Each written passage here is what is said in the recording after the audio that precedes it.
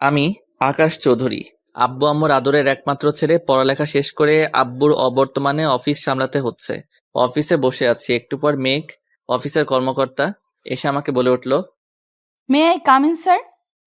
Yes come. Sir কেন ডেকেছেন আমায়? হ্যাঁ বলছি, এখানে বসো। Thank you sir. শুনলাম তোমার টাকার দরকার, কথাটা কি সত্যি? আসলে স্যার, পুরোটা বলতে না দিয়ে সত্যি কিনা সেটা বলো। হ্যাঁ স্যার, টাকা দরকার। কত টাকা দরকার? প্রায় 3 লাখ টাকার মতো। টাকাগুলো আমি তোমাকে দিব। আপনি কেন আমাকে এতগুলো টাকা দিবেন? তাছাড়া আমি এত টাকা আপনার কাছ থেকে নিতে পারবো না। টাকা তো তোমার খুব ইম্পর্টেন্ট, আর টাকাগুলো তোমাকে এমনি এমনি দিব না।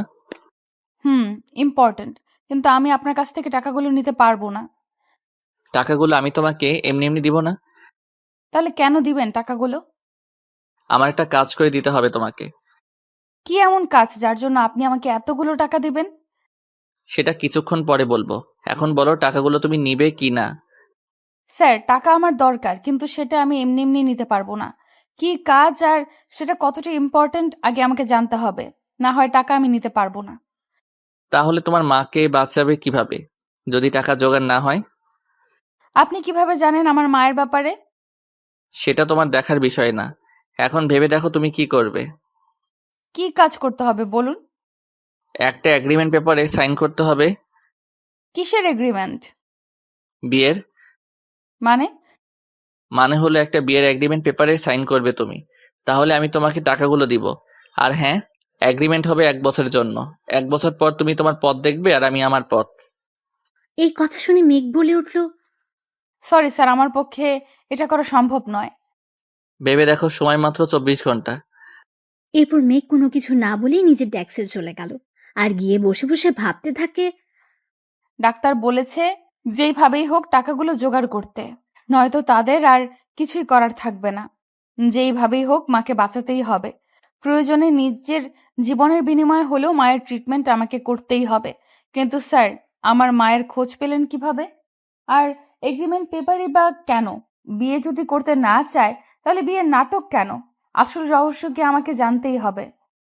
এসব কথা ভাবছে মেঘ, হঠাৎ করে তার সহকর্মী তানহা এসে মেঘকে বলল, কি রে মেঘ, কি ভাবছিস? চুপ করে আছে, কোনো কথা বলছে না। মেঘ কি ভাবছিস, বলবি তো নাকি?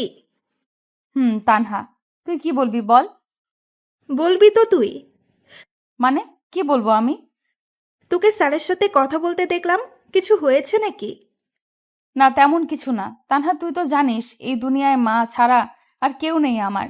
আজ যদি সেই মাকেই বাঁচাতে না পারি, তাহলে বিবেকের কাছে অপরাধী হয়ে যাব। যেই মা নিজে না খেয়ে আমাকে খাইয়েছে, নিজে সুখ না দেখে আমার সুখের জন্য ভেবেছে, আজ সেই মায়ের মৃত্যু কিভাবে নিজের চোখের সামনে দেখবো বলতে পারিস? মন খারাপ করিস না, কিছু একটা উপায় নিশ্চয়ই পাওয়া যাবে। মেঘ সারা রাতে একটু ঘুমোতে পারেনি। কিভাবে ঘুমোবে? মা যে মৃত্যুর সাথে লড়াই করছে, তাহলে মেয়ে হয়ে কিভাবে ভালো থাকবে? কোনোভাবে রাতটা পার করে মেঘ সকালবেলা নাস্তা করে অফিসে চলে গেল, গিয়ে আকাশের সাথে দেখা করতে গেল। স্যার, আসবো? আরে তুমি, কি ব্যাপার আজ নিচ থেকে আসলে? Any problem? স্যার, সমস্যা তো একটাই। তার মানে তুমি আমার প্রস্তাব মেনে নিতে রাজি, তাই তো? স্যার, আর কোনো অপশন কি নেই? না, আর কোনো অপশন নেই। মা, তোমার লাইফ, তোমার সিদ্ধান্ত তোমাকে নিতে হবে। আচ্ছা স্যার, আমি রাজি। গুড।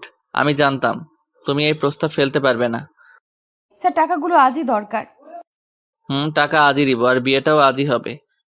কিন্তু পুরোটা বলতে না দিয়ে কোনো কিন্তু নেই। এসো, আমার সাথে কোনো প্রশ্ন করো না। যেখানে যাব সাথে তুমিও যাবে। আর হ্যাঁ, ভয় পেও না, কিন্তু তোমার মায়ের ট্রিটমেন্টের টাকা আমি দিচ্ছি, এটাই ফাইনাল। Thank you sir. এসব না বললেও চলবে, আগে আসো। আকাশ মেঘকে নিয়ে গাড়িতে বসালো, তারপর গাড়ি ড্রাইভ করতে শুরু করলো। এরপর মেঘ আকাশকে বলতে শুরু করলো, আমরা কোথায় যাচ্ছি? গেলে বুঝতে পারবে, এত প্রশ্ন করো কেন তুমি? না স্যার, এমনি জিজ্ঞেস করছিলাম। এরপর মেঘকে নিয়ে একটা বাড়ির ভেতরে ঢুকলো। মেঘ অবাক হয়ে চারদিকে তাকিয়ে আছে। এটা বাড়ি নাকি রাজপ্রাসাদ? এত সুন্দর বাড়ি কারো হয় নাকি? আকাশের সাথে মেঘ ভেতরে ঢুকলো। ভয়ে মেঘের গলা শুকিয়ে যাচ্ছে, কিন্তু মেঘ একটা কথাও মুখ ফুটে বলতে পারছে না। হঠাৎ করে আকাশ বলে উঠল, মামুনি, মামুনি দেখো কাকে নিয়ে এসেছি। কিছুক্ষণ পর হুইল চেয়ারে বসে একজন মহিলা এগিয়ে আসলো আকাশের কাছে। হ্যাঁ, উনি আকাশের মা।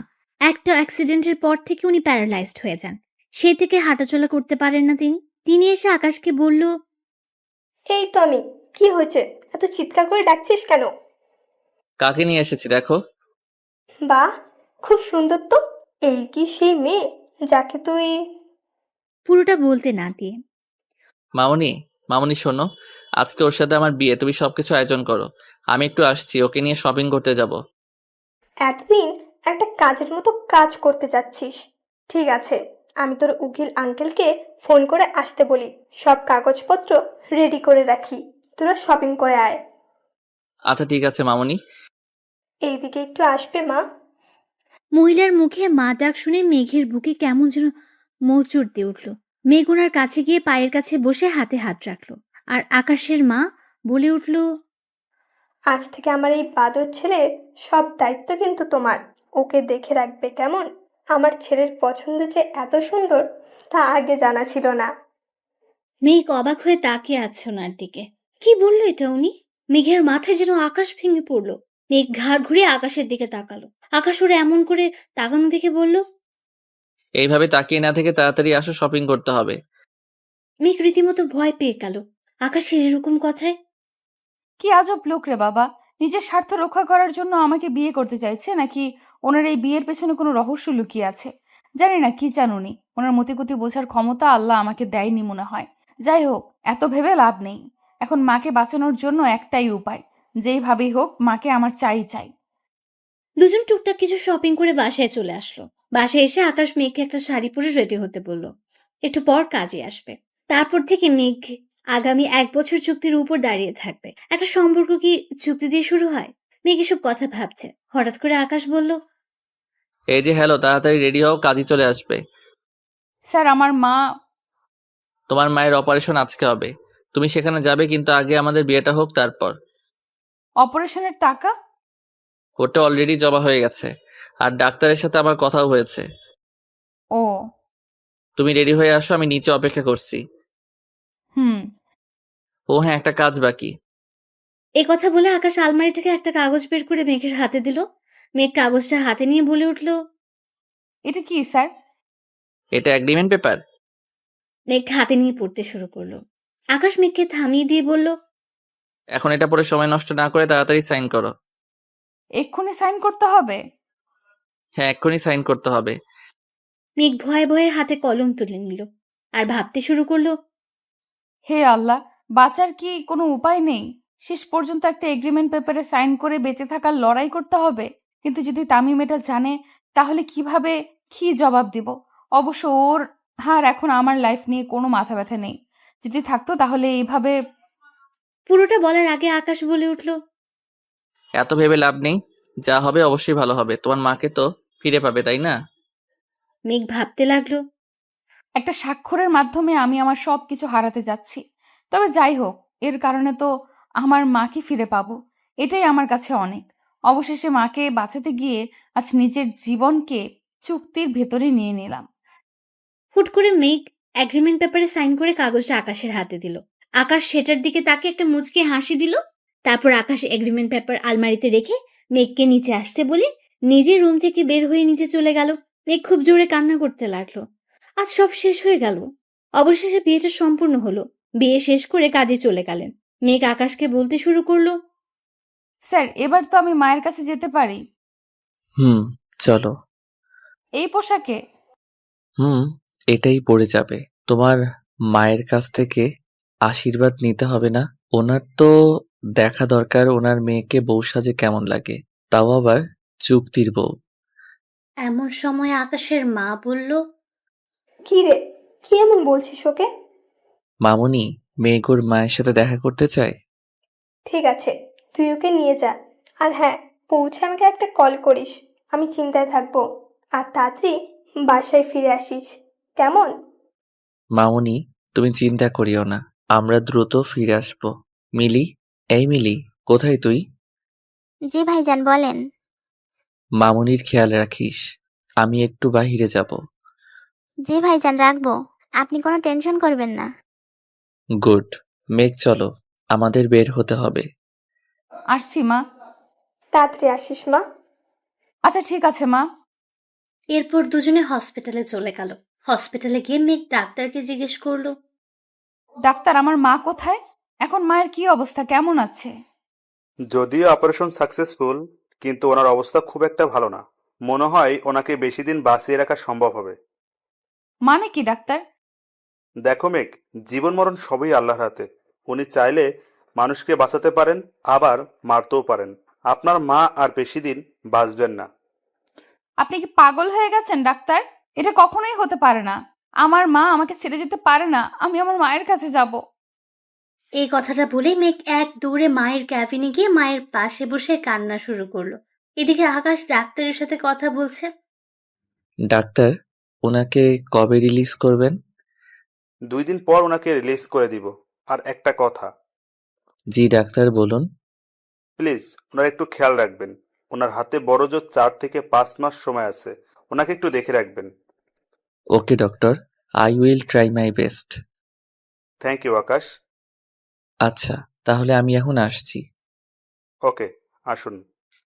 আকাশ ক্যাবিনে এসে দেখে মেঘ পাগলের মতো কান্না করছে। আকাশ কিভাবে মেঘকে সামলাবে কোনো উপায় খুঁজে না পেয়ে মেঘের ঘাড়ে হাত রেখে বলতে শুরু করলো, প্লিজ মেঘ, তুমি এভাবে ভেঙে পড়ো না। তুমি যদি ভেঙে পড়ো তাহলে মাকে কে সামলাবে? মা তো এখনো জানেন না যে তার হাতে সময় মাত্র কয়েকটা মাস। মেঘ পেছন ঘুরে আকাশকে জড়িয়ে ধরে কান্না করতে লাগলো আর বলতে লাগলো, মায়ের কিছু হলে আমি বাঁচবো না স্যার। মা ছাড়া আমার যে আর কেউ নেই। আমি যে বড্ড একা হয়ে যাব। কেন? আমরা আছি তো তোমার সাথে। আমি আছি, মামুনি আছে। তুমি কেন ভেঙে পড়ছো? মেঘ, নিজেকে সামলাতে চেষ্টা করো। আকাশের কথায় মেঘ ওকে ছেড়ে দিয়ে সরে গেল আর বলতে থাকে। I am sorry sir. ঠিক সেই সময় মেঘের আম্মা বলে উঠল, মেঘ, মা, তুমি ঠিক আছো তো? মেঘের মা উঠতে গেলে আকাশ ওনাকে ধরে পিঠের পেছনে বালিশ দিয়ে ওনাকে বসিয়ে দেয়। এরপর মেঘের মা মেঘের দিকে তাকিয়ে বলে উঠল, বাহ, তোকে তো খুব সুন্দর লাগছে এই পোশাকে। মা, আমাকে ক্ষমা করে দাও। তোমাকে না জানিয়ে এত বড় একটা সিদ্ধান্ত নিয়ে ফেলেছি। আকাশ আমাকে সবকিছু বলেছে। তুমি জানো? হ্যাঁ, অপারেশনে যাওয়ার আগে আকাশ আমাকে সবকিছু বলেছে।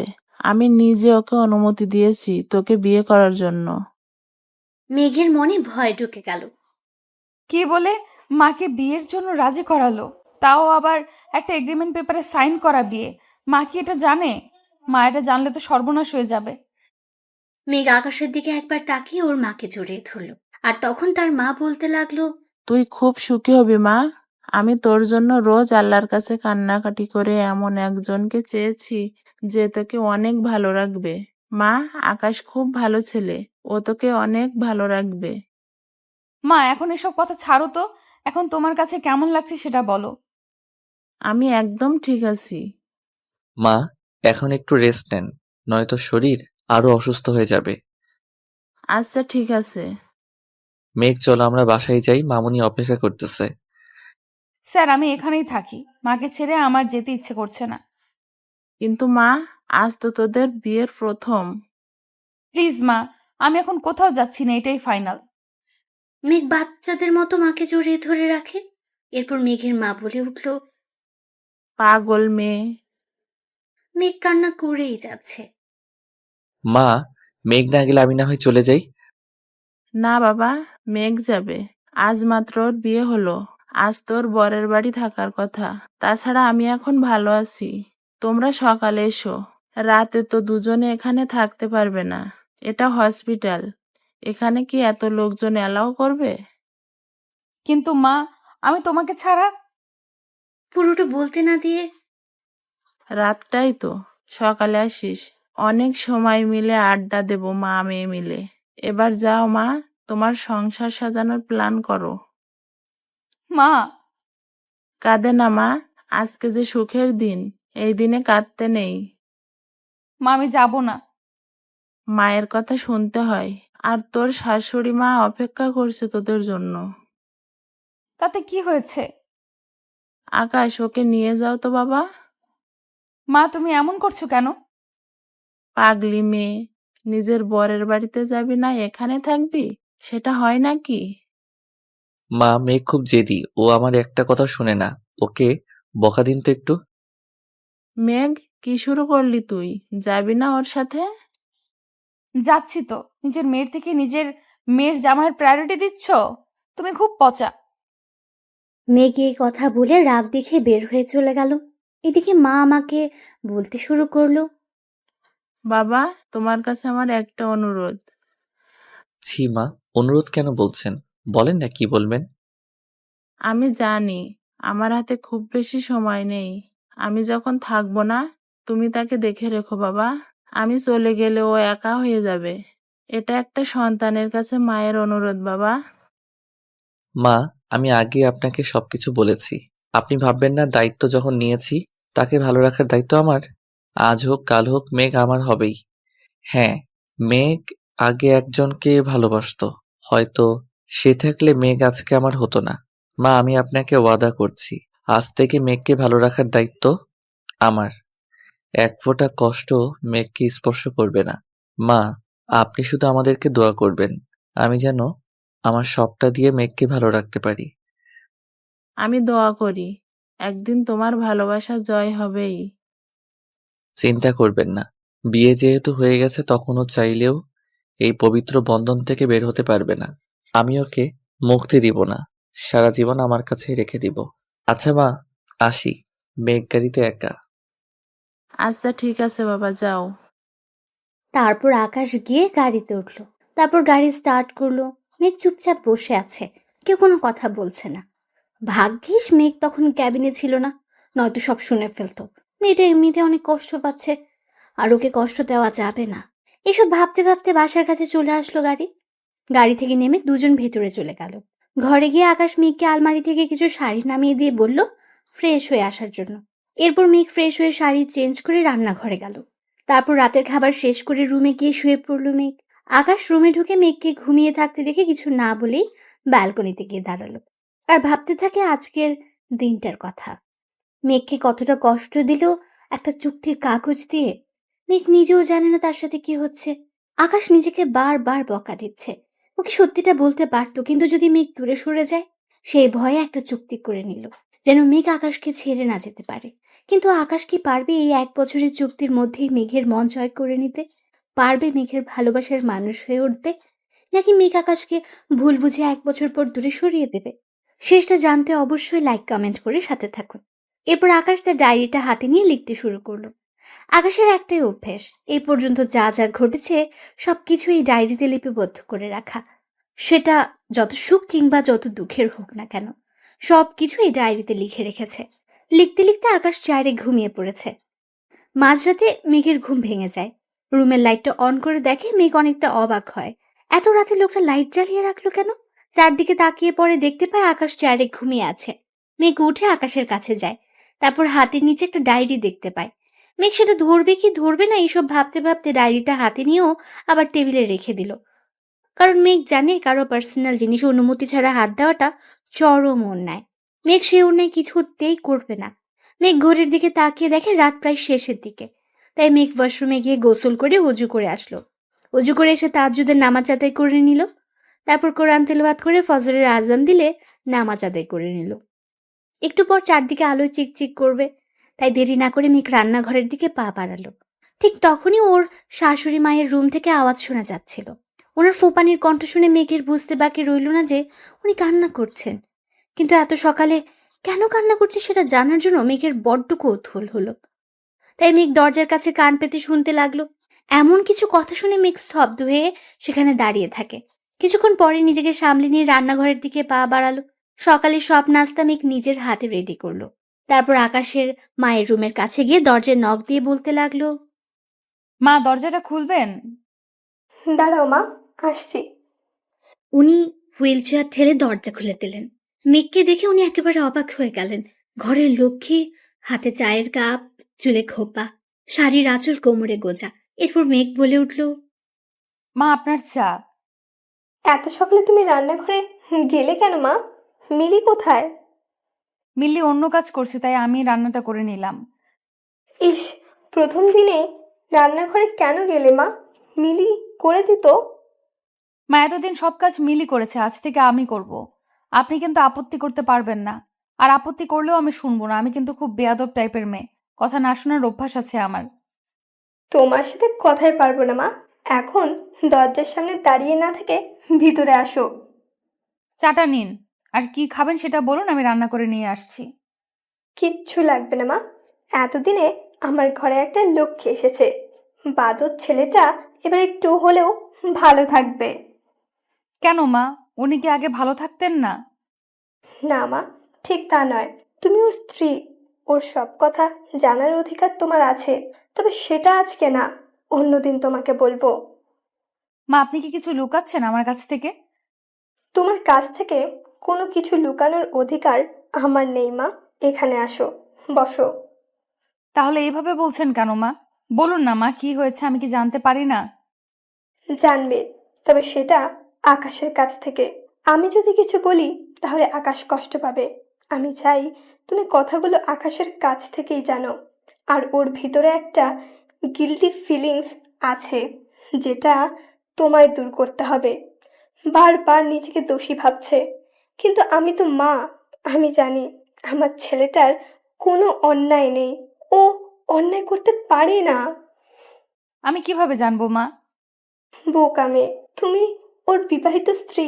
এমন কিছু ব্যাপার নেই যে আকাশ তোমার কাছ থেকে লুকাবে। তবে কিছু একটা নিয়ে আকাশ খুব কষ্ট পাচ্ছে, সেটা আজও আমার কাছে অজানা। শত চেষ্টা করেও রহস্য জানতে পারছি না, কিন্তু বুঝতে পারি আমার ছেলের কষ্ট। মেঘ কথাগুলো শুনছে আর ভাবছে কি এমন কষ্ট ওনার যে তিলে তিলে ধ্বংস হয়ে যাচ্ছেন তিনি। সে কি পারবে সত্যি ঘটনাগুলো জানতে, নাকি তাকে আবারও ব্যর্থ হতে হবে? কিছুক্ষণ পর আবার আম্মু বলে উঠল, জানিস মা, আমি সব সময় একটা জিনিস ফলো করতাম। আকাশ রোজ রাতে একটা ডায়েরিতে কি যেন লিখে রাখে, কিন্তু এটা জানি আমার ছেলেটার মনে কি ঝড় বইছে। ও খুব কষ্ট পাচ্ছে। পারবি না ওকে তোর ভালোবাসা দিয়ে সুন্দর একটা জীবন গড়ে দিতে? কি করব মা, আমি যে একটা চুক্তির ভেতরে আটকে আছি, যেটা 1 বছর পর শেষ হয়ে যাবে। তারপর তো দুজনে দুই দিকে ছিটকে পড়বো। 1 বছরে কিভাবে পারবো আমি ওনার কষ্টগুলো দূর করতে? জানি না কি আছে ওনার মনে, তবে যাই থাকুক না কেন সেটা আমাকে জানতেই হবে। মনে মনে ভাবলো কথাগুলো।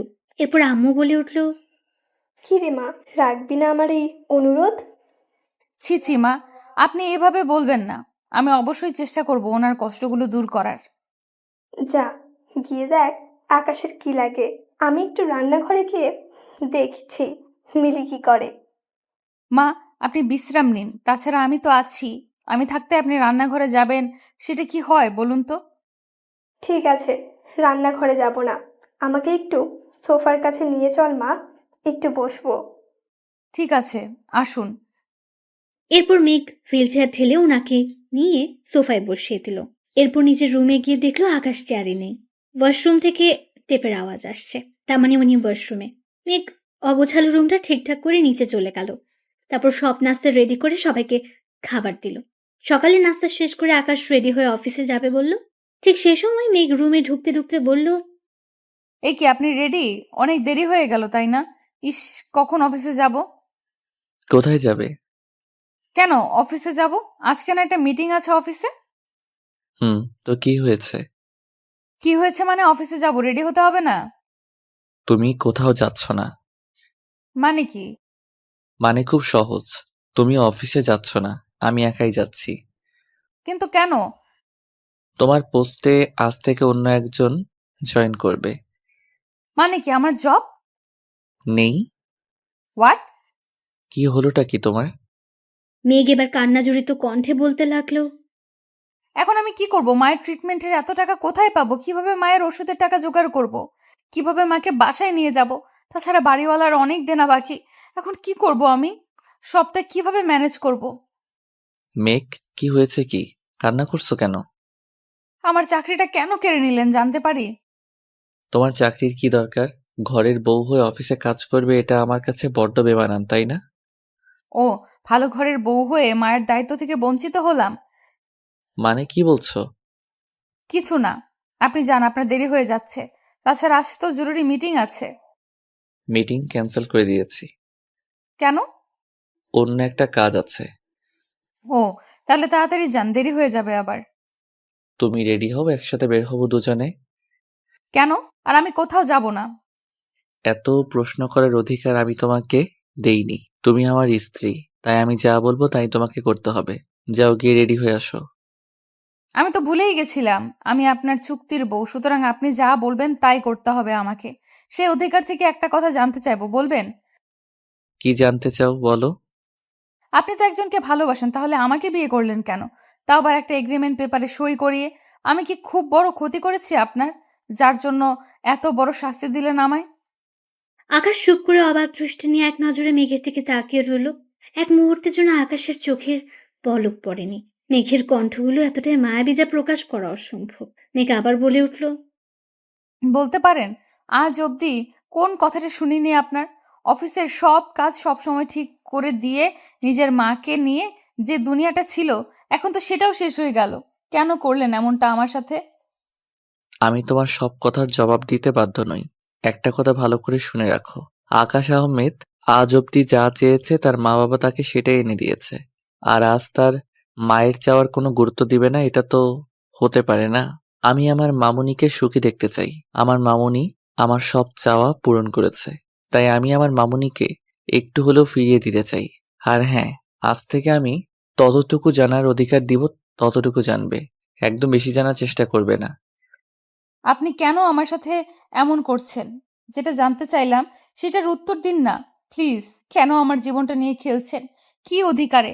অন্যায় আপনি করেছেন আর অপরাধী আমি? বাহ মিস্টার আকাশ আহমেদ, বাহ, কি সুন্দর কথা বললেন আপনি। যাই হোক, আমি একাই যেতে পারবো। আপনাকে আর আমার জন্য কষ্ট করতে হবে না। আপনি অফিসে যান। চুপচাপ গিয়ে রেডি হয়ে আসো, মাকে দেখতে যাব। তারপর তোমাকে নামিয়ে দিয়ে আমাকে আবার অফিসে যেতে হবে। আকাশ আর কোনো কথা বলার সুযোগ না দিয়ে রুম থেকে বাইরে চলে গেল। মেঘ রেডি হয়ে নিচে নেমে কোনো কথা না বলে সোজা গাড়িতে গিয়ে বসলো। আকাশ ড্রাইভ করছে। মেঘ বারবার আকাশের দিকে তাকায়। আকাশ একটা কথাও বলল না, শুধু ড্রাইভ করছে। আকাশের চোখে জলের চিহ্ন স্পষ্ট বোঝা যাচ্ছে।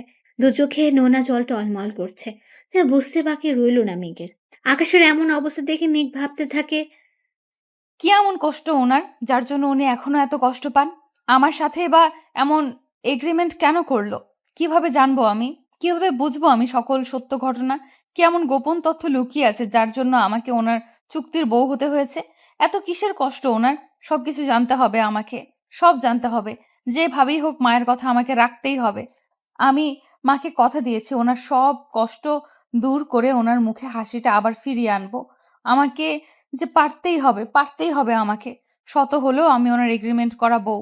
আর 1 বছর তো অনেক সময়। এই একটা বছর আমাকে কাজে লাগাতেই হবে। হসপিটালের সামনে এসে আকাশ গাড়ি ব্রেক করতেই মেঘ ধাক্কা খায়। সাথে সাথে মেঘের ঘোর কাটে। গাড়ি ব্রেক করে আকাশ বলল, নামো। আপনি ভেতরে যাবেন না? না, আমার অফিসে কাজ আছে। তুমি অপেক্ষা করো, আমি বিকেলে এসে তোমাকে নিয়ে যাব। আপনি না বললেন মিটিং ক্যান্সেল করেছেন? হ্যাঁ, করেছি। তাহলে কিসের কাজ অফিসে? নতুন যে আসবে তাকে সব বুঝিয়ে দিতে হবে। সেটা তো ম্যানেজারকে বলে দিলেই হয়, আপনার যাওয়ার কি দরকার? জয়েন যে করবে সে একজন মেয়ে, আর আমার খুব কাছের কেউ। আকাশের এমন কথায় মেঘ একটু কষ্ট পেলেও পরে আবার নিজেকে সামলে নিয়ে জিজ্ঞেস করলো, স্পেশাল কেউ হয়? হুম, স্পেশাল। মেঘ এবার আর কিছু না বলে গাড়ি থেকে নেমে গেল। একটা বাড়ির জন্য পেছনে ফিরে তাকালো না, এরকম দৌড় দিয়ে হসপিটালের ভেতর চলে গেল। আকাশ গাড়ি স্টার্ট দিয়ে অফিসে চলে গেল। মেঘ সারাদিন তার মায়ের সেবা যত্ন করছে, মায়ের সাথে অনেক আড্ডা দিল। একসময় মেঘের মা বলে উঠল, মেঘ, একটা কথা বলবো? হ্যাঁ মা, বলো, কি বলবে? তুই আকাশের সাথে ভালো আছিস তো? মা, এটা কেমন প্রশ্ন? ভালো না থাকলে কি আজ আকাশ নিজে এখানে নামিয়ে দিয়ে যেত? আমি জানতাম আকাশ তোকে বুঝবে। হুম। আকাশ অফিসে চলে যায়। যাওয়ার পর অফিসে নতুন কর্মচারীকে কাজ বুঝিয়ে দেয়। তারপর হসপিটালে চলে আসে। এসে সোজা ক্যাবিনে চলে যায়, গিয়ে বলল, এটা কি হলো মা? কেন বাবা, কি হয়েছে? মেয়েকে কাছে পেয়ে ছেলেকে ভুলে গেছেন। এটা কিন্তু ঠিক হলো না। শোনো ছেলের কথা, এদিকে আসো তো। আকাশ একটা চেয়ার টেনে ওনার পাশে বসলো। মেঘ বারবার আকাশের দিকে তাকাচ্ছে আর ভাবছে ছেলেটা মায়ের কাছে আসলে কেমন যেন হয়ে যায়। আর বাসায় সবসময় গোমরা মুখ নিয়ে বসে থাকে। কি আছে ওনার মধ্যে? কেন এমন অভিনয় করছেন? নিজে তো কষ্ট পাচ্ছে, সাথে তাকেও একটা চুক্তির মাঝে বন্দি করে রেখেছে। উনি আসলে চাইটা কি? মেঘ এসব ভাবছে, হঠাৎ করে মেঘের মা বলে উঠল, বাবা, একটা কথা বলবো। হ্যাঁ মা, বলুন। আমার না এখানে দম বন্ধ হয়ে যাচ্ছে, আর পারছি না এখানে থাকতে। কি বলছো মা? তুমি ঠিক আছো তো? ডাক্তারকে ডাকবো? না রে মা, আমি ঠিক আছি। আমার না বাড়ি যেতে খুব ইচ্ছা করছে। আমাকে নিয়ে চল না এখান থেকে। মেঘ একবার আকাশের দিকে তাকালো, তারপর আবার মায়ের দিকে তাকালো। আকাশ হয়তো বুঝতে পারছে মেঘের চোখের ভাষা, তাই নিজেই মুখ খুলল। মা, আমি ডাক্তারের সাথে পরামর্শ করে দেখছি রিলিজ দেয় কিনা। কিন্তু মাকে নিয়ে যাব কোথায়? কেন, আমার বাড়ি আছে কি জন্য? ওখানে নেওয়াটা ঠিক হবে না। আমি তোমার কোনো কথা শুনছি না। আজ বা আমাদের ওখানেই যাবে, আর এখন থেকে ওখানে থাকবে। এটা আমার ডিসিশন। তুমি কোনো কথা বলবে না, এটাই ফাইনাল। আমি ডাক্তারের সাথে পরামর্শ করে দেখছি কি বলে। এরপর আকাশ ডাক্তারের রুমে চলে গেল। গিয়ে ডাক্তারকে বলল, ডাক্তার, আসবো? হ্যাঁ আকাশ, আসো। কিছু বলবে? আসলে আমি চেয়েছিলাম মাকে আজকে বাসায় নিয়ে যেতে। এখানে থাকতে হয়তো ওনার অসুবিধা হচ্ছে। সেটা ঠিক আছে আকাশ, ওনার ঠিকমতো যত্ন নিতে হবে। যদিও ওনার হাতে সময় খুব কম, যতদিন বাঁচে ততদিন তোমাদের একটু কষ্ট করতে হবে। এটা কোনো ব্যাপার না ডাক্তার, আমি আর মেঘ সব সামনে নিব। ওনার যত্নের কোনো ত্রুটি আমি রাখবো না। সেটা আমি জানি আকাশ, তোমাকে তো আমি আজ থেকে জানি না। তোমার মায়ের দিকটাই দেখো না। আজ 2 বছর ধরে ওনার এই অবস্থা, অথচ তুমি তাকে সব রকম ভাবে সাহায্য করছো। মামুনির এই অবস্থার জন্য তো আমি দায়ী ডাক্তার। যদি একটু সেবা করে আমার পাপের বোঝাটা একটু হালকা করতে পারি, সেটাই বা কম কিসের। আর তাছাড়া সন্তান হিসেবে এটা আমার দায়িত্ব ও কর্তব্য। দেখো, আমি এভাবে বলিনি। তুমি আমার কথায় কষ্ট পেলে আমি দুঃখিত আকাশ। আসলে এই পর্যন্ত তোমার মায়ের চিকিৎসা এই হসপিটাল থেকে নেওয়া হয়েছে, আর সেটা আমি হ্যান্ডেল করেছি। সবই তো জানি, তাই বলেছি। I am sorry Akash. It's okay doctor, আমি কি এখন মাকে বাসায় নিয়ে যেতে পারি? তোমার উপর আমার বিশ্বাস আছে। দাঁড়াও, আমি তোমাকে সব ব্যবস্থা করে দিচ্ছি। তুমি ওনাকে আজকেই নিয়ে যাও। Thank you doctor, thank you so much. এটা আমার দায়িত্ব আকাশ। আমি জানি ওনার কোনো অযত্ন হবে না। আসি তাহলে। তুমি যাও, আমি ওনার রিলিজের সব কাগজপত্র ব্যবস্থা করে দিচ্ছি। তারপর আকাশ কেবিনে চলে গেল। গিয়ে মেঘের মায়ের সাথে গল্প করতে লাগলো। ডাক্তার ডিসচার্জ পেপারে সই করতে বলে মেঘের মাকে হসপিটাল থেকে রিলিজ করে দেন। এরপর সবাই বাসায় চলে আসলো। বাসায় আসার পর মেঘকে সব দিকটা সামলাতে হচ্ছে। একদিকে মায়ের সেবা, অন্যদিকে শাশুড়ি মায়ের সেবা যত্ন। সব মিলিয়ে মেঘ একটু চাপে থাকলেও কাউকে কোনো প্রকার কষ্টে ফেলতে চায় না। নিজের হাতেই সবকিছু সামলে নিচ্ছে। আকাশও যতটা সময় বাসায় থাকে মেঘের কাজে হেল্প করে। এভাবেই তাদের দিন কাটতে থাকে। দেখতে দেখতে আকাশ আর মেঘের বিয়ের 4 মাস কেটে গেল। মেঘ অনেকবার চেষ্টা করেছে আকাশের ব্যাপারে সবকিছু জানতে, কিন্তু বরাবরই মেঘকে হার মানতে হচ্ছে। একটা সময় ছিল মেঘ শুধুমাত্র আকাশের একজন স্টাফ ছিল, কিন্তু আজ সে আকাশের বিবাহিতা বউ। যদিও বিয়েটা একটা চুক্তির মাঝে সীমিত ছিল, তবুও এই কয়েকটা মাসে আকাশের প্রতি মেঘের একটা টান জন্মাতে শুরু করলো। মেঘ নিজেও জানে না সে নিজেকে আকাশের মায়ায় জড়িয়ে নিচ্ছে, অথচ এই সম্পর্কটা আর 5টা সম্পর্কের মতো স্বাভাবিক নয়। মেঘ বারবার আকাশের অতীত সম্পর্কে জানতে চায়, কিন্তু আজও তার জানা হয়ে ওঠেনি। এই 4টা মাস ভালো কাটলেও বিপত্তি ঘটে 5 মাসের মাথায়। মেঘের জীবন থেকে হারিয়ে যায় তার সব চাইতে কাছের বেঁচে থাকার একমাত্র অবলম্বন, আর সে আর কেউ নয়, মেঘের মা। আজ সকালের ঘটনা। আকাশ অফিসে যাবার পর মেঘের মা আর মেঘের শাশুড়ি সবাই মিলে গল্প করছিল। হঠাৎ মেঘের মা বুকের ব্যথায় ছটফট করতে থাকে। মেঘ দ্রুত ডাক্তারকে কল করে একটা অ্যাম্বুলেন্স করে তার মাকে হসপিটালে নিয়ে যায়। আকাশের মাকে বাসায় রেখে গেল। এরপর মেঘ কল করে আকাশকে হসপিটালে আসতে বলে। আকাশ অফিস থেকে দ্রুত হসপিটালে এসে মেঘের মায়ের হাতে হাত রেখে বলে, মা প্লিজ শান্ত হন, কিছুই হবে না আপনার। এক্ষুনি ঠিক হয়ে যাবেন, আমি ডাক্তারকে ডাকছি। মা, ও মা, কথা বলো না প্লিজ, কথা বলো। এভাবে একা করে দিও না মা। মা আমি কি করে থাকবো তোমাকে ছাড়া? মা কথা বলো না প্লিজ, চুপ করে থেকো না। ও মা একটু তাকাও না আমার দিকে। মেঘের কান্না দেখে আকাশ থমকে গেল। ডাক্তারকে ডাক দিলে উনি এসে পালস চেক করে ওনাকে মৃত ঘোষণা করেন। এরপর থেকে মেঘ আজ পর্যন্ত একটা কথাও বলেনি। কেমন যেন হয়ে গেছে মেয়েটা, কারোর সাথে কথা বলে না। আকাশ জানাজা শেষ করে ওনাকে দাফন করে বাসায় চলে আসলো। হসপিটাল থেকে আসার পর মেঘ এখন পর্যন্ত নিজের ঘর থেকে বের হয়নি। আকাশ তার মায়ের সাথে কথা বলে নিজের রুমে চলে গেল। মেঘ কেমন যেন ধুম মেরে বসে আছে, কোনো দিকে তাকাচ্ছে না। আকাশ এসে মেঘের পাশে বসলো। মেঘের হাতে হাত রেখে আলতো স্বরে বলল, মেঘ কিছু খেয়ে নিবে, আসো। আকাশের ছোঁয়া পেয়ে মেঘের যেন হোশ ফিরে এলো। ঝাপটে ধরলো আকাশকে। সারাদিন ধরে কান্না করেছে, তবুও যেন কান্না থামার নাম নিচ্ছে না। আকাশকে জড়িয়ে ধরে কান্না করতে লাগলো মেঘ। মেঘের কান্না দেখে আকাশ বলল, মেঘ প্লিজ শান্ত হও। এটা তো হওয়ারই ছিল, তাই না? কেউ তো সারা জীবন বেঁচে থাকার প্রতিশ্রুতি নিয়ে আসেনি।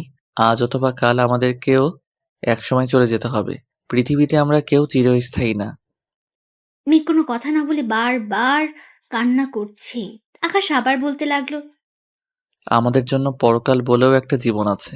ইহকাল ছেড়ে আমাদের সবাইকে একদিন পরপারে আশ্রয় নিতে হবে। প্লিজ মেঘ, একবার বোঝার চেষ্টা করো। তুমি তো জানোই তোমার মায়ের কত বড় রোগ ছিল। হার্টের পুরো অপারেশন করেও রোগী বাঁচানো যায় না। অথচ তুমি মাকে 5 মাস তোমার নিজের কাছে পেয়েছো। এইরকম রোগী তো অপারেশন থিয়েটারে মারা যায়। আল্লাহ কত মহান যে তোমার মাকে কিছুদিন বেঁচে থাকার সুযোগ দিয়েছেন। প্লিজ মেঘ, একটু শান্ত হও। ডাক্তার মিথ্যা বললো কেন? উনি তো 6 মাস সময় দিয়েছিলেন। তাহলে কেন আজ মা আমাকে একা করে চলে গেল? কেন এমন হলো? তুমি তো জানো মেঘ, মায়ের কন্ডিশন কেমন ছিল। তবুও বোকার মতো কথা বলছো কেন? আর ডাক্তার কি মানুষের জীবন মরণের খবর জানে নাকি? ওনারা শুধু নিজেদের অভিজ্ঞতা থেকে সামান্য কিছু বোঝার চেষ্টা করে। আর সেই অভিজ্ঞতা থেকে উনি 6 মাস সময় বলেছিলেন। আকাশ মেঘকে কোনো রকম বুঝিয়ে খাবার টেবিলে নিয়ে বসালো। মেঘ এক মনে খাবার টেবিলের দিকে তাকিয়ে আছে। খেতে ইচ্ছে করছে না, খাবার গলা দিয়েই নামছে না। কিন্তু খাবার না খেলে তো অসুস্থ হয়ে পড়বে। মেঘ খাবার খাচ্ছে না দেখে আকাশ নিজেই তার মুখের সামনে খাবার তুলে ধরলো। আকাশ খাবার তুলে দিতেই মেঘ নিজ হাতে হা করে খাবারটা খেয়ে নেয়। হয়তো আকাশ বকা দিবে এই ভেবে মেঘ খাবার খেয়ে নেয়। তারপর আকাশ মেঘকে খাইয়ে দিয়ে মুখ মুছে দেয়। দুজন খাবার শেষ করে রুমে চলে যায়। রুমে নিয়ে মেঘকে বিছানায় বসে ঘুমোতে বলল। কিন্তু মেঘ আবার কান্না জড়িত কণ্ঠে বলতে লাগলো। কেন এমন হলো? মেঘ আবার কান্নায় ভেঙে পড়ে। আকাশ ওর পাশে বসে মাথাটা বালিশে রেখে মাথায় হাত বোলাতে থাকে আর বলতে থাকে, প্লিজ মেঘ, আর কান্না করে নিজেকে কষ্ট দিও না। এতে তুমি নিজেই অসুস্থ হয়ে যাবে।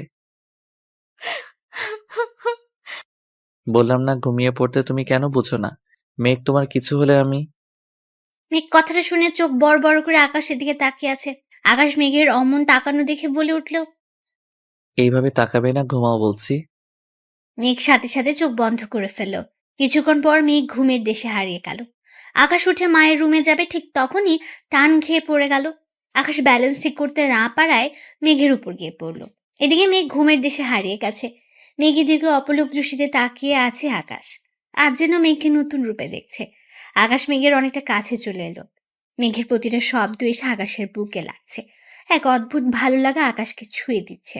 হঠাৎ করে আকাশের চুক্তির কথা মনে পড়ে গেল, যার জন্য উঠতে গেলে আবার বিছানায় পড়ে গেল।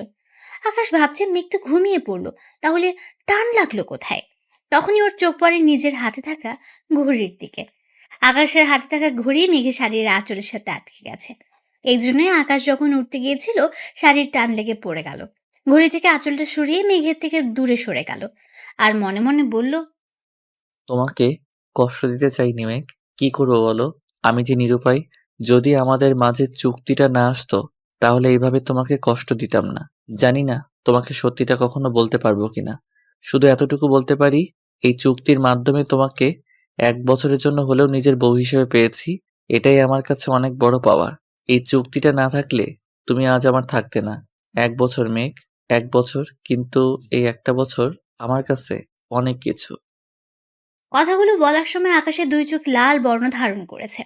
চোখের জল আড়াল করতে রুম থেকে বের হয়ে পাশের রুমের ব্যালকনিতে চলে গেল। সকালবেলায় আকাশ নাস্তা করে অফিসে চলে গেছে। মেঘ আর শাশুড়ি সোফায় বসে গল্প করছে। এমন সময় মেঘের ফোনে একটা কল আসে। মেঘ ওর শাশুড়ি মাকে বলে যে বাইরে একটা কাজ আছে, যেতে হবে। মেঘের শাশুড়ি খুব ভালো মনের মানুষ, উনি কোনো রকম বাধা দেয়নি। মেঘ মিলিকে মায়ের খেয়াল রাখতে বলে বাসা থেকে বের হয়ে একটা ট্যাক্সি নিয়ে রেস্টুরেন্টে চলে গেল। রেস্টুরেন্টে গিয়ে দেখে আগে থেকে তার বান্ধবী তানহা ওর জন্য অপেক্ষা করছে। এরপর মেঘ চেয়ারে বসে তার কফি অর্ডার করে। তারপর মেঘ তানহাকে বলে উঠল, তানহা বল, কেন ডেকেছিস? মেঘ, তুই কেমন আছিস? ভালো। স্যারের সাথে বিয়ে হওয়ার পর তো তোর সাথে আর যোগাযোগ হয়নি। আন্টি মারা গেলেন, তাও গিয়ে দেখতেও পারলাম না। সরি রে। দূর, তুই সরি কেন বলছিস? সব আমার কপাল রে। সত্যিই কি তুই ভালো আছিস? ভালো না থাকার কি আছে? এত বড়লোক মানুষের সাথে বিয়ে হয়েছে, ভালো না থেকে উপায় আছে? তোর কথাবার্তা এমন লাগছে কেন? মনে হয় তুই কিছু একটা আড়াল করতেছিস। ছাড় তো এসব কথা। এখন বল, তুই কেন আমায় ডেকেছিস? তুই কি কিছুই জানিস না? কোন ব্যাপারে? স্যার মানে তোর স্বামী। কেন, কি হয়েছে? অফিসে তোর পদে একজনের জব দেওয়া হয়েছে। জানি, সে একজন মেয়ে। জানিস, তাহলে চুপ করে আছিস কেন? মানে? স্যার 3 মাসের জন্য রিধিকে নিয়ে আমেরিকা যাচ্ছে। তো কি হয়েছে? মেঘ, কি হয়েছে তোর? আরে উনি তোর স্বামী, তুই ওনাকে আটকাবি না? কি দরকার এসব ডিল করার? আর 3 মাসের জন্য অন্য দেশে যাওয়ার? আর ওই মেয়েটাকেই বা কেন নিয়ে যাবেন? অফিসে অন্য স্টাফরাও তো আছে। অফিসের কাজে যাবে, তুই এত ভাবছিস কেন? মেঘ, তুই তো এত বোকা না। রিধি মেয়েটা সারাক্ষণ স্যারের মাথায় চড়ে বসে থাকে। স্যার যেখানে যাবেন ওই রিধি মেয়েটা সেখানেই যাবে। তানহা, এতে এত ভাবার কি আছে? অফিসের কাজেই তো যাচ্ছে। মেঘ, বাচ্চাদের মতো বিহেভস করিস না। কেন বুঝেও না বোঝার ভান করছিস? তোর স্বামী তোকে না বলে অফিসের অন্য একটা মেয়েকে নিয়ে আমেরিকা যাবে আর তুই একা একা থাকবি? তানহা প্লিজ, এইসব কথা বাদ দে। আমার এখন ভালো লাগছে না এসব কথা শুনতে। অন্য কিছু বল। ও সরি, একটা কথা বলবো মেঘ? কি কথা শুনি? তুই কি তামিমের কারণে স্যারকে দূরে সরিয়ে রাখছিস? তানহা, তামিমকে এর মাঝে টেনে আনছিস কেন? মেঘ, তুই যদি মনে করিস তামিমের জন্য স্যারকে অবহেলা করবি তাহলে জেনে রাখ, তুই কিন্তু তোর জীবনের সবচেয়ে বড় ভুলটা করতে চাচ্ছিস। এই কথাটা শুনে মেঘ একটা দীর্ঘশ্বাস নিল। তারপর বলতে থাকে, ভুল তো সেদিন করেছি, যেদিন আকাশ আহমেদ এর বউ হয়ে এই বাড়িতে পা রেখেছি। মেঘ, তুই স্যারের জন্য আমাকে ধমক দিলি। সরি রে মেঘ, তোকে একটা কথা বলি, তুই কিন্তু ভালো করেই জানিস তামিম একটা প্রতারক। আর তুই তামিমের জন্য কেন স্যারকে দূরে সরিয়ে রাখবি বল? তামিম প্রতারক না তানহা। ভালোবাসার মায়াজালে আটকে পড়েছিস তুই, তাই বুঝতে পারছিস না কোনটা ঠিক আর কোনটা বেঠিক। তবে হ্যাঁ, যখন বুঝতে পারবি তখন যেন খুব বেশি দেরি না হয় মেঘ। তামিমকে নিয়ে তোর মুখ থেকে আর একটা কথাও শুনতে চাই না। আর হ্যাঁ, উনি আমার স্বামী। ওনাকে নিয়ে আমি কি ভাববো না ভাববো সেটা আমি জানি। আর আমি এটাও জানি আমাকে কি করতে হবে। আর তো মাত্র 3 মাস, তারপর সবকিছু শেষ হয়ে যাবে। মানে কি সব উল্টাপাল্টা বলছিস? Just wait and see. এই বলে মেঘ উঠে দাঁড়ালো, পা বাড়ালো চলে যাওয়ার জন্য। পেছন থেকে তানহা শুধু একটা কথাই বলল, অতীতে যেই ভুলটা করেছিলিস সেই ভুলটা আর করিস না মেঘ, সব হারাবি তুই। তানহার কথা শুনে অবাক হয়ে পেছনে তাকালো মেঘ। তারপর বলতে থাকে, হারানোর মতো কিছুই নেই। যা ছিল অনেক আগেই হারিয়েছি। নতুন করে কিছু হারাবে না আমার। আর হ্যাঁ, অতীতে আমি কোনো ভুল করিনি। এই কথা বলে মেঘ সামনের দিকে হাঁটতে শুরু করে। তারপর বাসায় চলে আসে। বাসায় এসে বারবার তানহার বলা কথাগুলো মনে পড়তে থাকে। ভুলে যেতে চাইলেও কানে বাজে একটা কথা, অতীতের ভুলটা করিস না মেঘ। মেঘ রুমে এসে কান্নায় ভেঙে পড়ে আর নিজে নিজে বলতে থাকে, আমি তো কোনো ভুল করিনি, তাহলে কেন আমাকে এত কষ্ট পেতে হচ্ছে? কেন আমার সাথে এমনটা হচ্ছে? কেন কেন কেন?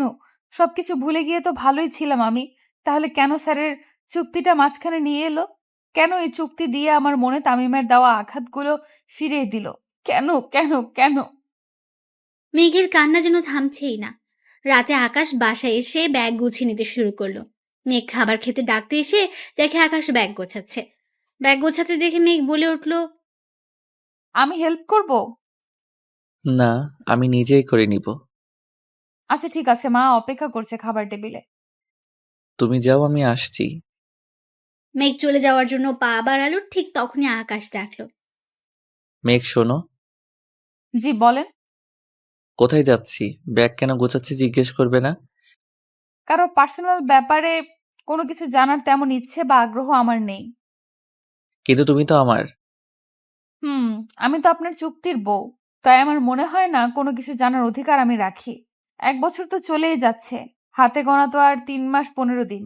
তারপর আপনার এই এগ্রিমেন্ট থেকে আমি মুক্ত। মেঘ কথাটা বলে চলে গেল। আকাশের মনেই ছিল না আর মাত্র 3 মাস 15 দিন তার হাতে। এর মাঝে 3 মাস আকাশ আমেরিকাতে থাকবে। ইচ্ছে করছে ডিলটা ক্যান্সেল করে দিতে, কিন্তু সেই চান্স এখন আর নেই। আগে সবকিছু ফাইনাল হয়ে গেছে। আকাশ বসে বসে এসব ভাবছে। হঠাৎ করে রিধির কল আসলো। আকাশ কলটা রিসিভ করে বলল, হ্যাঁ রিদি বলো। স্যার আপনি ঠিক আছেন তো? হ্যাঁ আমি ঠিক আছি, কি জন্য কল দিছো সেটা বলো। স্যার আমরা কালকে সকালেই এয়ারপোর্ট যাচ্ছি, আপনি আমাকে কষ্ট করে পিক করতে পারবেন? তুমি নিজেই এয়ারপোর্ট চলে এসো, আমি তোমার জন্য অপেক্ষা করব। একই জায়গায় যখন যাচ্ছি তখন একসাথে গেলেই বা কি দোষ? ওকে ফাইনাল, একসাথে যাব। এই কথা বলে কলটা কেটে দিল।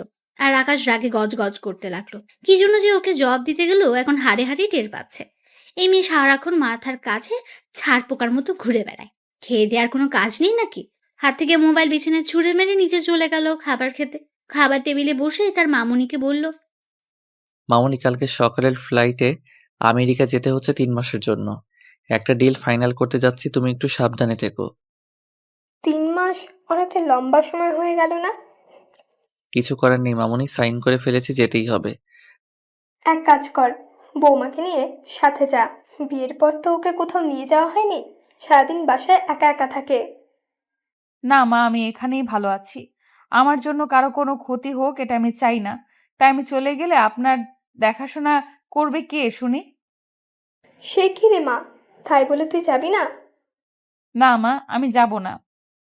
কারো যাওয়া লাগবে না, রিদি আছে আমার সাথে, আমি সব সামলে নিব।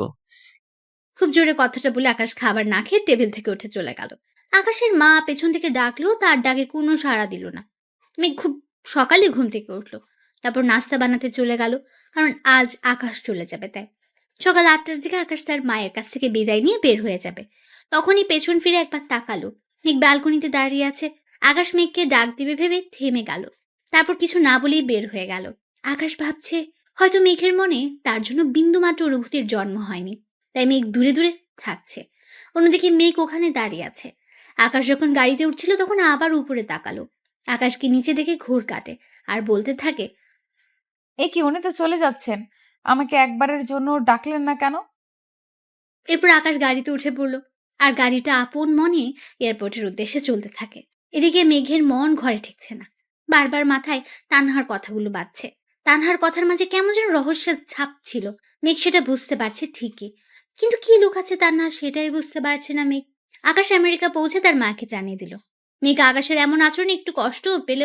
পরক্ষণে মেঘ তো আকাশের চুক্তির বউ, সেটাই মনে পড়ে গেল। তাহলে কেনই বা তার কাছে কল করবে? সে তো কিছুই না আকাশের। এসব ভাবতে ভাবতে মেঘের মনটা খারাপ হয়ে গেল। মেঘ আকাশকে নিয়ে ভাবতে গেলেই মনে পড়ে যায় আর তো মাত্র কয়েক মাস, তারপরে তো সব শেষ। কি দরকার এসব? কেনই বা মায়ার বাঁধনে জড়াবে? কিছুদিন পর তো আলাদা হয়ে যাবেই, তাহলে আর এত ভাববে কেন? এদিকে আকাশ চলে যাওয়ার সপ্তাহখানেক পর মেঘ আর তার শাশুড়ি বসে বেশ ভালোই আড্ডা দিচ্ছে। হঠাৎ করে কলিং বেলের আওয়াজ পেল। আওয়াজ পেয়ে মেঘ দরজার দিকে এগিয়ে গেল আর ভাবতে থাকে, এই সময় কে আসতে পারে? কারো তো আসার কথা না, তাহলে কে এলো এই সন্ধ্যাবেলায়? মেঘ দরজাটা খুলে সামনের দিকে তাকিয়ে তানহাকে দেখে একটু মুচকি হাসি দিল। তারপর ওকে ভেতরে নিয়ে বসালো আর বলতে লাগলো, আজ হঠাৎ কি মনে করে? কেন, আমি কি আসতে পারি না? এই কথা এত পেঁচাচ্ছিস কেন? দেখেন না আন্টি, আপনার বৌমা কত শয়তান। বিয়ের পর তো নিজের বেস্ট ফ্রেন্ডকে ভুলেই গেছে, একবার খোঁজখবর নিয়েও দেখেনি বেঁচে আছে নাকি মরে গেছি। আর এখন আমি দেখতে আসছি, তাও বললো আজ হঠাৎ কি মনে করে। হ্যাঁ তাই তো। বৌমা, তুমি ওর খোঁজ খবর নাওনি, এটা কি সত্যি? ওর স্যাস করবেন না তো মা। গত সপ্তাহে আমরা দেখা করলাম আর শাকচুনিটা সেটা চেপে যাচ্ছে। বেশি বকবক করিস না, আমার জন্য চা নিয়ে আয়। চা খেতে খেতে এই সন্ধ্যাবেলায় একটা আড্ডা হয়ে যাবে। হ্যাঁ বৌমা, তুমি গিয়ে চা নিয়ে আসো, আমি ওর সাথে বসে গল্প করি। মেঘ চলে যাওয়ার পর মেঘের শাশুড়ি আর তানহা বসে বসে গল্প করতে লাগলো। আপনার শরীর এখন কেমন আছে আন্টি? এই তো আছি রে মা, তোর কি খবর? ভালো আছে আন্টি। স্যার কেমন আছে? কাজ নিয়ে অনেক ব্যস্ত, কল করার সময় পায় না, মাঝে মাঝে কল করে খবর নেয়। আন্টি মেঘ কি এখনো কিছু জানতে পারেনি? মেঘ এখনো ওর সাথে স্বাভাবিক হতে পারেনি। তানহা, ওরা দুজন যে আলাদা থাকে সেটা আমি জানি। আমি মেঘকে বলেছি আকাশের কাছ থেকে সব জেনে নিতে, কিন্তু মেয়েটা কেন জানি এক পা সামনে গিয়ে 2 পা পিছিয়ে পড়ে। আপনি নিজেই তো বলে দিতে পারতেন। আমি চাই মেঘ নিজে থেকে বুঝে নিক আকাশ ওর স্বামী।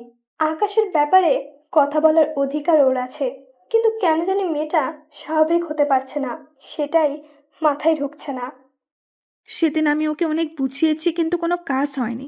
ইচ্ছে করলে মেঘ স্যারকে আমেরিকা যাওয়া থেকে আটকাতে পারত। আমাকে রেখে কি কথা হচ্ছে শুনি? আর কথা হলো কই? চাইলাম একটু আন্টির সাথে সুখ দুঃখের কথা ভাগাভাগি করতাম, তার মাঝে তুই এসে জল ঢেলে দিলি। গরম চা ঢেলে দেব বলে দিলাম, কিন্তু তুই মায়ের সাথে কথা বলবি, আমি জল ঢালবো কেন? আমি তোকে মানা করছি তুই মায়ের সাথে আড্ডা দিস না। 1 নাম্বার শয়তান মেয়ে। থামবি তোরা? কোথায় বান্ধবীকে নিয়ে গল্প করবি, তা নয় ঝগড়া করে যাচ্ছিস। মেঘ একটু হেসে তানহার পাশে বসে তিনজন মিলে আড্ডা দিয়ে অনেকটা সময় কাটালো। তারপর রাতের খাবার খেয়ে তানহা চলে গেল। মেঘ অনেক জোর করলো তানহাকে রাখার জন্য, কিন্তু তানহা কাজের অজুহাত দেখিয়ে চলে গেল। দেখতে দেখতে দীর্ঘ 2 মাস কেটে গেছে। 2 মাস পর আজ আকাশ দেশে ফিরছে। মনের ভেতর অজানার প্রশ্ন, মেঘ আকাশকে দেখে কিভাবে রিয়াক্ট করবে। আকাশ আমেরিকা 3 মাসের জন্য গেলেও মেঘকে এতটা মিস করছিল যে 3 মাসের কাজ 15 দিন আগে কমপ্লিট করে দেশে ফিরছে। মেঘকে চমকে দেবে বলে বাসার কাউকে জানায়নি। এদিকে আকাশ ভাবছে মেঘকে সারপ্রাইজ দেবে, অন্যদিকে আকাশ নিজেও জানে না তার জন্য অনেক বড় সারপ্রাইজ অপেক্ষা করছে।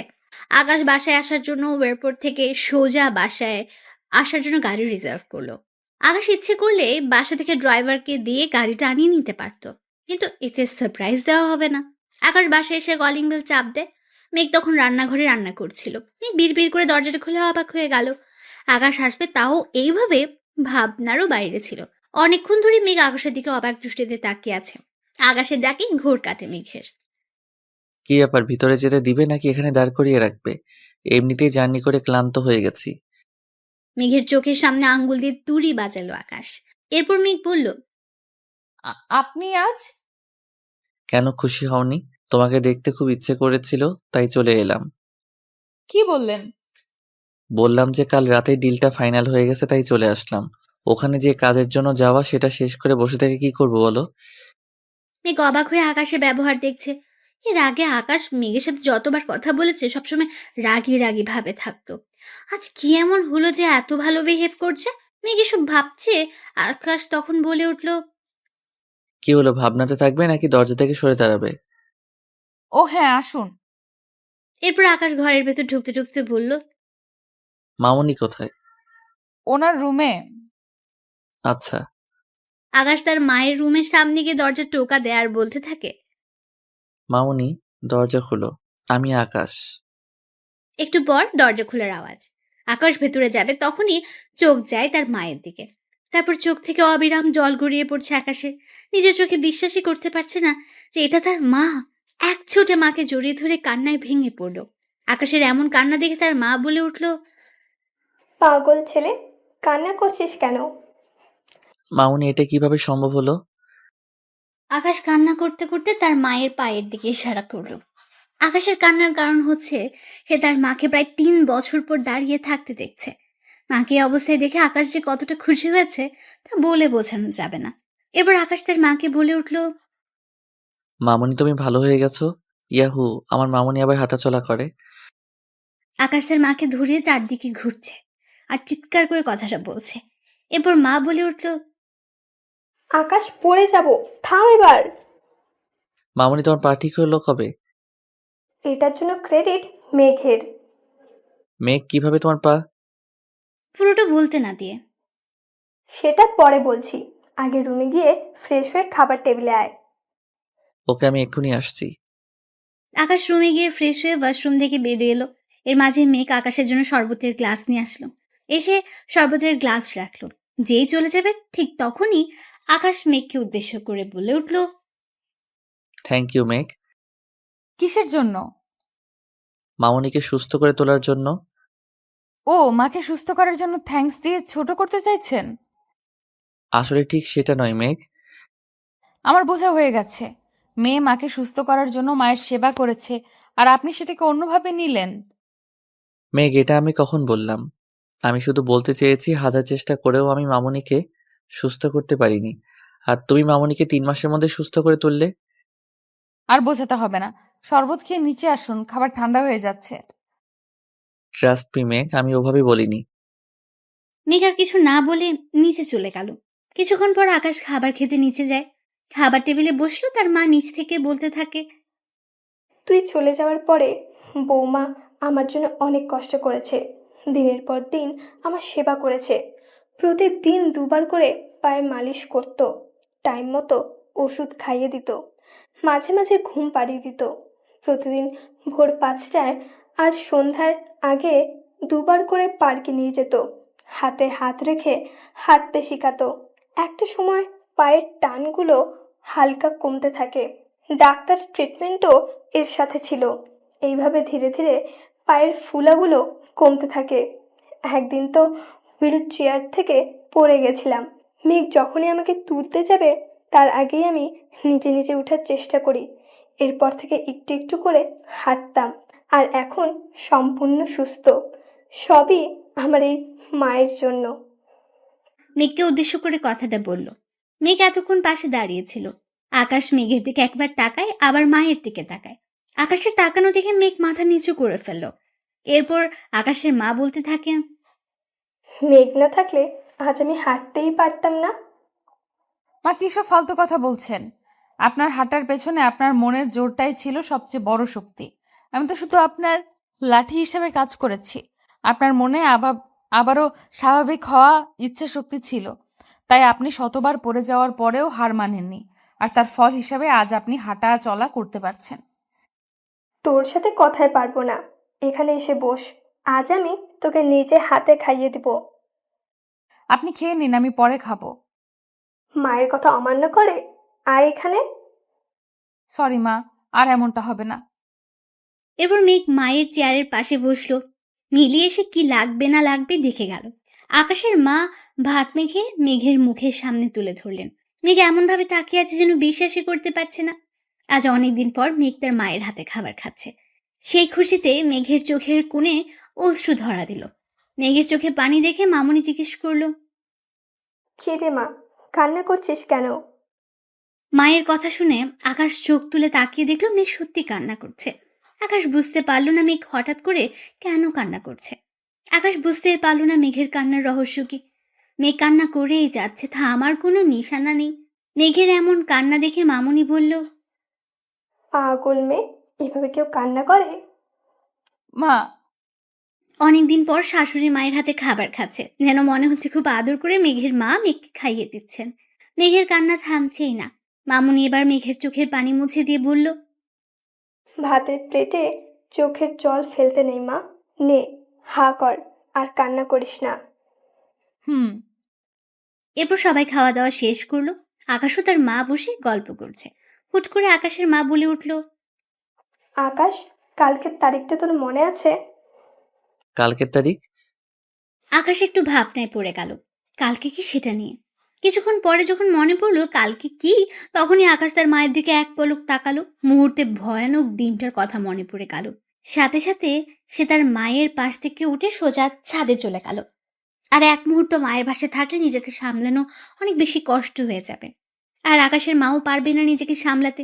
আকাশ চলে যাওয়ার সাথে সাথে মেঘ তার শাশুড়ির কাছে গিয়ে বসে আর জিজ্ঞেস করে, মা, কালকে কি আছে? আর উনি এভাবে চলে গেলেন কেন? মেঘের শাশুড়ি কান্না করছে আর কোনো কথা বলছে না। মেঘের শাশুড়ির কান্না দেখে মেঘ বলল, মা, কি হয়েছে? কান্না করছেন কেন? জানতে চাস কালকের দিনে কি হয়েছে? কি হয়েছে? কালকে আকাশের বাবার মৃত্যুবার্ষিকী। কত বছর হয়েছে? কাল 3 বছর পূর্ণ হয়েছে। ও, মা বাবা মারা গেছেন কিভাবে? ওনার কি কোনো রোগ ছিল? না রে মা, একটা অ্যাক্সিডেন্টে সব শেষ করে দিল। এই অ্যাক্সিডেন্টের পর থেকে আমি হাঁটাচলা করতে পারতাম না। আর আকাশ ওই দিনের পর থেকে নিজেকে প্রতিটা মুহূর্ত অপরাধী ভাবছে। অ্যাক্সিডেন্টে উনি নিজেকে অপরাধী কেন ভাববে? এটা হয়তো আল্লাহর ইচ্ছা। কেন উনি নিজেকে কষ্ট দিচ্ছেন? কালকের দিন থেকে উনি হাসবে। ওনাকে যে আগের মতো হতেই হবে। তুই পারবি তো মা? আমাকে পারতেই হবে। মা, আমি একটু বাইরে যাব। আমার একটু কাজ আছে। চিন্তা করবেন না, সন্ধ্যা হওয়ার আগেই আমি চলে আসব। ঠিক আছে মা, তবে যেখানে যাবি সাবধানে, কেমন? এরপর মেঘ নিজের পার্সে কিছু টাকা নিয়ে বের হয়ে গেল। বিকেল গড়িয়ে সন্ধ্যার কিছু সময় আগে মেঘ বাসায় ফিরে আসে। রুমে গিয়ে দেখে আকাশ রুমে নেই। তাই মিলিকে জিজ্ঞেস করলো, মিলি, তোর ভাইজানকে দেখেছিস? ভাইজান তো সেই দুপুরের পর থেকে ছাদে, এখনো নিচে আসেনি। ও আচ্ছা, ঠিক আছে। মেঘ দ্রুত ছাদে চলে গেল। ছাদে গিয়ে দেখলো আকাশ দাঁড়িয়ে আছে। আকাশের দিকে তাকিয়ে মেঘ অনেকক্ষণ ধরে আকাশের পাশে দাঁড়িয়েছিল, কিন্তু আকাশের এক মুহূর্তের জন্য অনুভব হয়নি তার পাশে কেউ দাঁড়িয়ে আছে। এরপর মেঘ নিচ থেকে আকাশের ঘাড়ে হাত দিয়ে বলতে শুরু করলো। এখানে দাঁড়িয়ে থাকবেন। আকাশ পেছন ফিরে মেঘকে দেখে জড়িয়ে ধরে কান্না শুরু করে। পাগলের মতো কান্না করছে আর বলছে, বিশেষ করে মেঘ, আমি বাপিকে মারিনি। কিভাবে যেন অ্যাক্সিডেন্টটা হয়ে গেল আমার জন্য। আমার মামুনি 3 বছর নিজের পায়ে হাঁটতে পারিনি। আমার জন্য মামুনির গায়ে সাদা শাড়ি জড়াতে হলো। আমি অনেক চেষ্টা করেছি বাপিকে বাঁচানোর, কিন্তু বাঁচাতে পারিনি। প্লিজ একটু শান্ত হন। জানো, বাপি মারা যাওয়ার কিছুদিন পর জানতে পারলাম কেউ একজন আমাকে মেরে ফেলার জন্য গাড়ির ব্রেক ফেল করিয়ে রাখে, আর বাপি সেটা জেনে যায়। আমাকে বাঁচাতে গিয়ে সেদিন বাপি নিজেকে শেষ করে দিল। বাপির মৃত্যুর জন্য আমি দায়ী মেঘ, আমি দায়ী। প্লিজ আপনি একটু শান্ত হন। আপনি নিজেকে কেন দোষী ভাবছেন? দেখুন, কেউ যদি আপনার ক্ষতি করত, আপনাকে মেরে ফেলতে চায়, আর সেটা আপনার বাবা জেনেও কিভাবে হাত গুটিয়ে বসে থাকবেন? আপনার বাবার সবকিছু তো আপনার জন্য। সেই আপনাকে যদি উনি সুখ দিতে না পারেন, তাহলে উনি নিজেকে খুব অপরাধী মনে করবেন। আর শুনুন, আজ থেকে নিজেকে করবেন না, কোনো দোষ দিবেন না, কারণ আপনি নিজে খুব ভালো করে জানেন আপনি দোষী নন। শুধু শুধু নিজেকে কেন কষ্ট দিচ্ছেন? আর আপনি এটা জানার চেষ্টা করেন কে আপনাকে সেদিন মারতে চেয়েছিল। কিভাবে জানবো আমি? আমার মন বলছে মা কিছু একটা আড়াল করছে। উনি পারবেন আপনাকে আসল অপরাধীর কথা বলতে, যদি উনি জেনে থাকেন তাহলে। হতে পারে। এই জন্যই মামুনি বারবার অফিসের বিষয় নিয়ে চিন্তায় থাকেন। আমি কত বুঝাই, আমি সবকিছু ঠিকঠাক মতো দেখাশোনা করছি, তবু কি যেন চিন্তা করে। হুম, তাহলে কালকে থেকে আমরা খুঁজবো কে এর পেছনে আছে। তুমি আমার সাথে থাকবে? হ্যাঁ, কেন থাকবো না? এখানে আমাদের চুক্তির 1 বছর পূর্ণ হয়নি যে মাঝপথে আপনাকে ছেড়ে চলে যাব। যতদিন চুক্তির মেয়াদ আছে ততদিন আমি আপনার সাথেই থাকবো। ও, চুক্তি শেষ হলে চলে যাবে?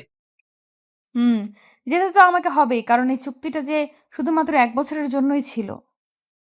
মেঘ মনে মনে বলতে থাকে, এই চুক্তি কেন দেওয়া 1 বছর? কেন? যদি আমার মৃত্যুর পর আরো কোনো জন্ম থাকে, সেই জন্মেও আমি আপনাকে ছেড়ে যাব না। জানি না এই চুক্তিতে কি আছে, কেন এই চুক্তি, কি কারণ আছে, তার শুধু সময়ের অপেক্ষা। আমি অতীতের ভুলটা আর করতে চাই না। আমি আর হারাতে পারবো না কিছু, কারণ আমার সেই শক্তি নেই। তবে ভালোই হয়েছে, অতীতের যদি ভুলটা না করতাম তাহলে চোখ খুলতো না, জানতেও পারতাম না আর বুঝতেও পারতাম না আসল ভালোবাসাটা কি। আকাশ দরজা খুলে রুমে ঢুকে চারদিকে তাকে মেঘ বলে চিৎকার দিয়ে ডাকতে লাগলো। মেঘ আকাশের চিৎকার শুনে তাড়াতাড়ি করে আকাশের রুমে আসে। আকাশ মেঘকে উদ্দেশ্য করে বলে, এসব কি মেঘ? আকাশ রুমের ভেতরটা দেখিয়ে এই কথাটা বলল। মেঘ পুরো রুমটা সুন্দর করে সাজিয়ে রেখেছে।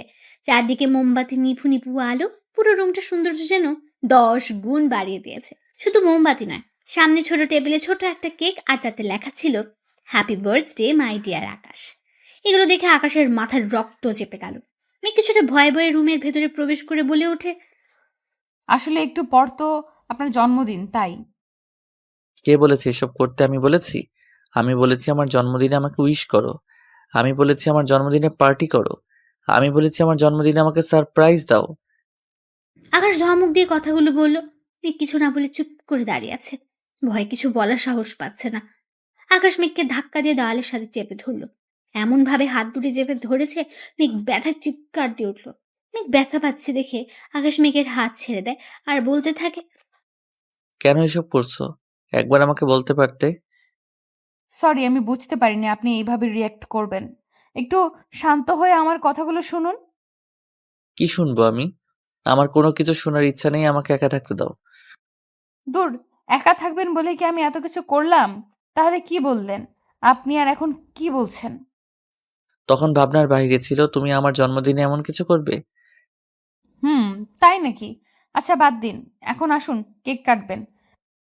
এই কথা বলে মেঘ আকাশের হাত ধরে টানতে টানতে কেকের সামনে নিয়ে দাঁড় করে। ঠিক তখনই আকাশ বলে উঠল, কেন এমন করছো মেঘ? এই দিনটা আমি ভুলে যেতে চাই, তুমি কেন বোঝো না? মেঘ আলতো করে আকাশের গালে এক হাত রাখলো, অন্য হাতে আকাশের এক হাত ধরে আছে আর বলতে শুরু করলো, আপনি তো কোনো রকম অন্যায় করেননি, তাহলে আপনি কেন কষ্ট পাবেন? আর আপনি যখন জেনে গেছেন বাবার মৃত্যুর পেছনে কেউ জড়িত, তখন থেকে খুঁজে বের করা আমার দায়িত্ব। আর আজ থেকে আপনার মুখে হাসি ফোটানো আমার দায়িত্ব। 1 মাসের জন্য? হোক না 1 মাস, তাতে কি? এই 1 মাসকেই আমি কাজে লাগাবো। কি করবে এই 1 মাসে, যে আমি 3 বছরেও পারিনি? উফ, সেটা আমি দেখবো। আসেন তো, আগে কেক কাটবেন। আমি মাকে কথা দিয়েছি, আমার কথা আমাকে রাখতে দিন প্লিজ। মেঘের কথায় আকাশ আর কিছু না বলে ছুরি হাতে নিয়ে কেক কাটলো। আর মেঘ হাততালি দিয়ে আকাশকে বিশ করতে থাকে। অন্যদিকে আকাশের মা দরজার পাশ থেকে এসব দেখে মুখে একটা তৃপ্তি হাসি রুমে চলে যায়। তারপর মেঘ আর আকাশ অনেকক্ষণ গল্প করলো। সেদিনের পর থেকে আকাশ অনেকটা বদলে গেছে। আগের মতো হাসে, আনন্দ নিয়ে মেতে থাকে।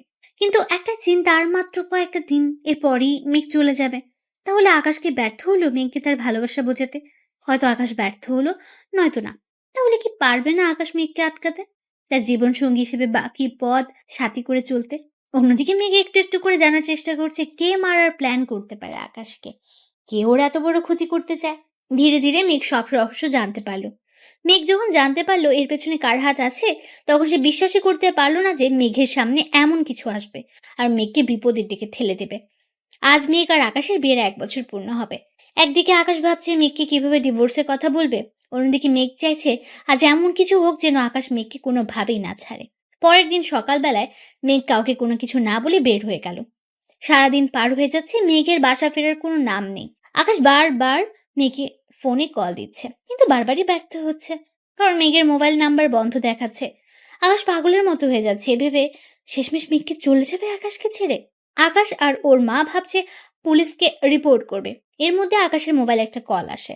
কলটা রিসিভ করতে একটা লোক বলল, মেঘকে বাঁচাতে চাইলে তাড়াতাড়ি করে এই ঠিকানায় চলে আসো। একটা ঠিকানা দিয়ে কথাটা বলল। এরপর কলটা কেটে গেল। আকাশ একটু আগে আসা নাম্বারে ডায়াল করে, কিন্তু ততক্ষণে নাম্বারটা বন্ধ হয়ে গেছে। আকাশ তাড়াতাড়ি করে ওই ঠিকানা অনুযায়ী যাওয়ার জন্য পা বাড়ালো আর তানহাকে কল দিয়ে মাকে সামলাতে বলল। আকাশ বিশাল একটা মাঠের মধ্যে গাড়ি থামালো এবং চারদিকে তাকিয়ে বোঝার চেষ্টা করে এটা সেই ঠিকানা কিনা। হ্যাঁ, এটা তো সেই ঠিকানা, কিন্তু মেঘ কোথায়? আকাশ চারদিকে খুঁজতে শুরু করলো। হঠাৎ করে কেউ একজন পেছন থেকে আকাশের চোখ দুটি বেঁধে ফেললো আর জোর করে গাড়িতে তুলে নিয়ে গেল। একজন ওর মাথায় রিভলভার ধরে রেখেছে, আরেকজন শক্ত করে চেপে ধরেছে আর বারবার আকাশকে নড়াচড়া করতে বারণ করছে। কিছু সময় পরে একটা নির্জন জায়গায় গাড়ি থামায়। তারপর আকাশের মাথায় রিভলভার ঠেকিয়ে সামনের দিকে এগিয়ে যেতে বলে।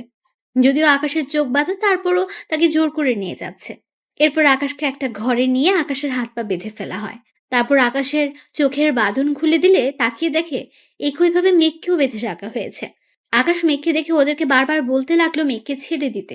আকাশ হাত পায়ের বাঁধন খোলার চেষ্টা করেও ব্যর্থ হলো। এরপর আকাশ তাদেরকে উদ্দেশ্য করে বলল, মেঘকে এখানে কেন বেঁধে রেখেছেন? কারা আপনারা? কেন এমন করছেন? কি চাই আপনাদের? কেউ কোনো কথা বলছে না। এরপর আকাশ মেঘকে বলতে শুরু করলো, মেঘ, তুমি চিন্তা করো না, ওরা তোমার কোনো ক্ষতি করতে পারবে না। ওরা আমার ক্ষতি করবে না, ওরা আপনার ক্ষতি করতে চায়। আপনি কেন ওদের ফাঁদে পা দিলেন? আমার ক্ষতি কে করবে? 3 বছর আগে আপনাকে যে লোকটা মেরে ফেলার জন্য গাড়ি ব্রেক ফেল রাখে, তারই রক্ত। মানে কি বলছো তুমি? কে সে যে আমাকে মেরে ফেলতে চায়? কথাটা বলার সাথে সাথে একটা আওয়াজ আসলো। ঠিক তখনই আকাশ চুপ হয়ে যায় ভালো করে বোঝার জন্য। দুজনে চুপ করে থাকে। এরপর আওয়াজটা আরো স্পষ্ট হয়। একটু একটু করে একটা লোক এসে আকাশের সামনে দাঁড়ায়, মুখে কালো মুখোশ পরা। লোকটাকে দেখে আকাশ বলল, কে আপনি? আমি আপনার কি ক্ষতি করেছি যার জন্য আমাকে মেরে ফেলতে চাইছেন? আবার মেঘকেও এইভাবে শাস্তি দিচ্ছেন? এরপর লোকটা নিজের মুখ থেকে মুখোশটা খুলে নিচে ফেলে দিল। তারপর মাথাটা নিচু থেকে ধীরে ধীরে উপরে তুলতে থাকলো। তারপর বলল, দেখো তো আকাশ, আমাকে চিনতে পারো কিনা? তামিম, তুমি? আমি তোমার একমাত্র শত্রু। এসব কি বলছো তামিম? আমরা তো খুব ভালো বন্ধু। বন্ধু? ও বন্ধুত্বের মানে বোঝে? ওর কাছে তো ইম্পর্টেন্ট টাকা পয়সা, ব্যাংক ব্যালেন্স আর আপনার সম্পত্তি। মানে এসব কি বলছো মেঘ? হ্যাঁ আকাশ, তোমার বউ। তোর কিসের বউ? মেঘ তো তোমার এগ্রিমেন্টের বউ। যাই হোক, ও ঠিক বলেছে, আমি তোমার সম্পত্তি চাই। তামিম, তোমাকে এর আগেও আমি অনেক টাকা দিয়েছি, সেটা কি ভুলে গেছো? না না আকাশ, তোমার এত বড় উপকারের কথা আমি ভুলবো কি করে? তুমি টাকা না দিলেও এতদিনে মেঘকে উপরে পাঠিয়ে দিতাম। তাহলে কেন আমাকে আর মেঘকে এভাবে বেঁধে রেখেছো? এটা তো হওয়ার কথা ছিল না। রাইট, এটা হওয়ার কথা ছিল না। কেন এটা হলো এইটাই তো জানতে চাও, তাই না? কি কারণে এমন অমানুষের মতো কাজ করলে তুমি? তাহলে শোনো, আজ থেকে 5 বছর আগের কাহিনী। তোমার বাবা আশরাফ মাহমুদের কোম্পানিতে ম্যানেজারের দায়িত্বে কাজ করতেন। আমার বাবা ইমতিয়াজ আহমেদ। তুমি ম্যানেজার আঙ্কেলের ছেলে? তামিমের বাবা সেদিন আপনাকে মেরে ফেলতে চেয়েছিল, কিন্তু আল্লাহ আপনাকে বাঁচিয়ে বাবাকে নিয়ে নিলেন। সেদিন ওদের প্ল্যান পুরোপুরি নষ্ট হয়ে যায়, তাই তামিম প্ল্যান করে আপনাকে চুক্তির কথা বলে। তুই কিভাবে জানলে এসব? তামিম নিজেই বলে দিয়েছে এইসব আমাকে, কিন্তু সে নিজেও জানে না সে কত বড় ভুল করলো। তামিম কোনো কাজের প্রমাণ রাখে না। সেদিন যেমন আমার বাবা কোনো প্রমাণ রাখেনি, আজ আমিও রাখবো না। তবে বাবা একটা ভুল করে ফেলেছে। বাবার প্ল্যানের কথা তোমার মা বাবা জেনে যায়। এই একটা জায়গায় বাবা ভুল করলেও আজ সব কিছু ঠিকভাবে করেছে। আর আজ বাবার ফেলে রাখা কাজটা আমি শেষ করব। তুমি শত চেষ্টা করেও কিছু করতে পারবে না, মা সব জানিয়েছেন আমাকে। আর আমি তো তোমাদের চুক্তির কথা জেনেই গেলাম। তাহলে এখন নতুন করে কি প্ল্যান করবে তুমি? জেনে গেছো, ভালো হয়েছে। এবার তোমার মতামত জানিয়ে দাও, তাহলে সব ঝামেলা শেষ হয়ে যাবে, তাই না আকাশ? আকাশ কি বলবে ভেবে পাচ্ছে না। তামিম এমন ভাবে প্রতারণা করবে আকাশের কল্পনারও বাইরে ছিল। কিন্তু এখন তো সব মেঘের হাতে। আজ মেঘের একটা সিদ্ধান্ত সব বদলে দিতে পারে। অন্যদিকে তানহা আকাশের মাকে বাসায় সান্ত্বনা দিয়ে যাচ্ছে।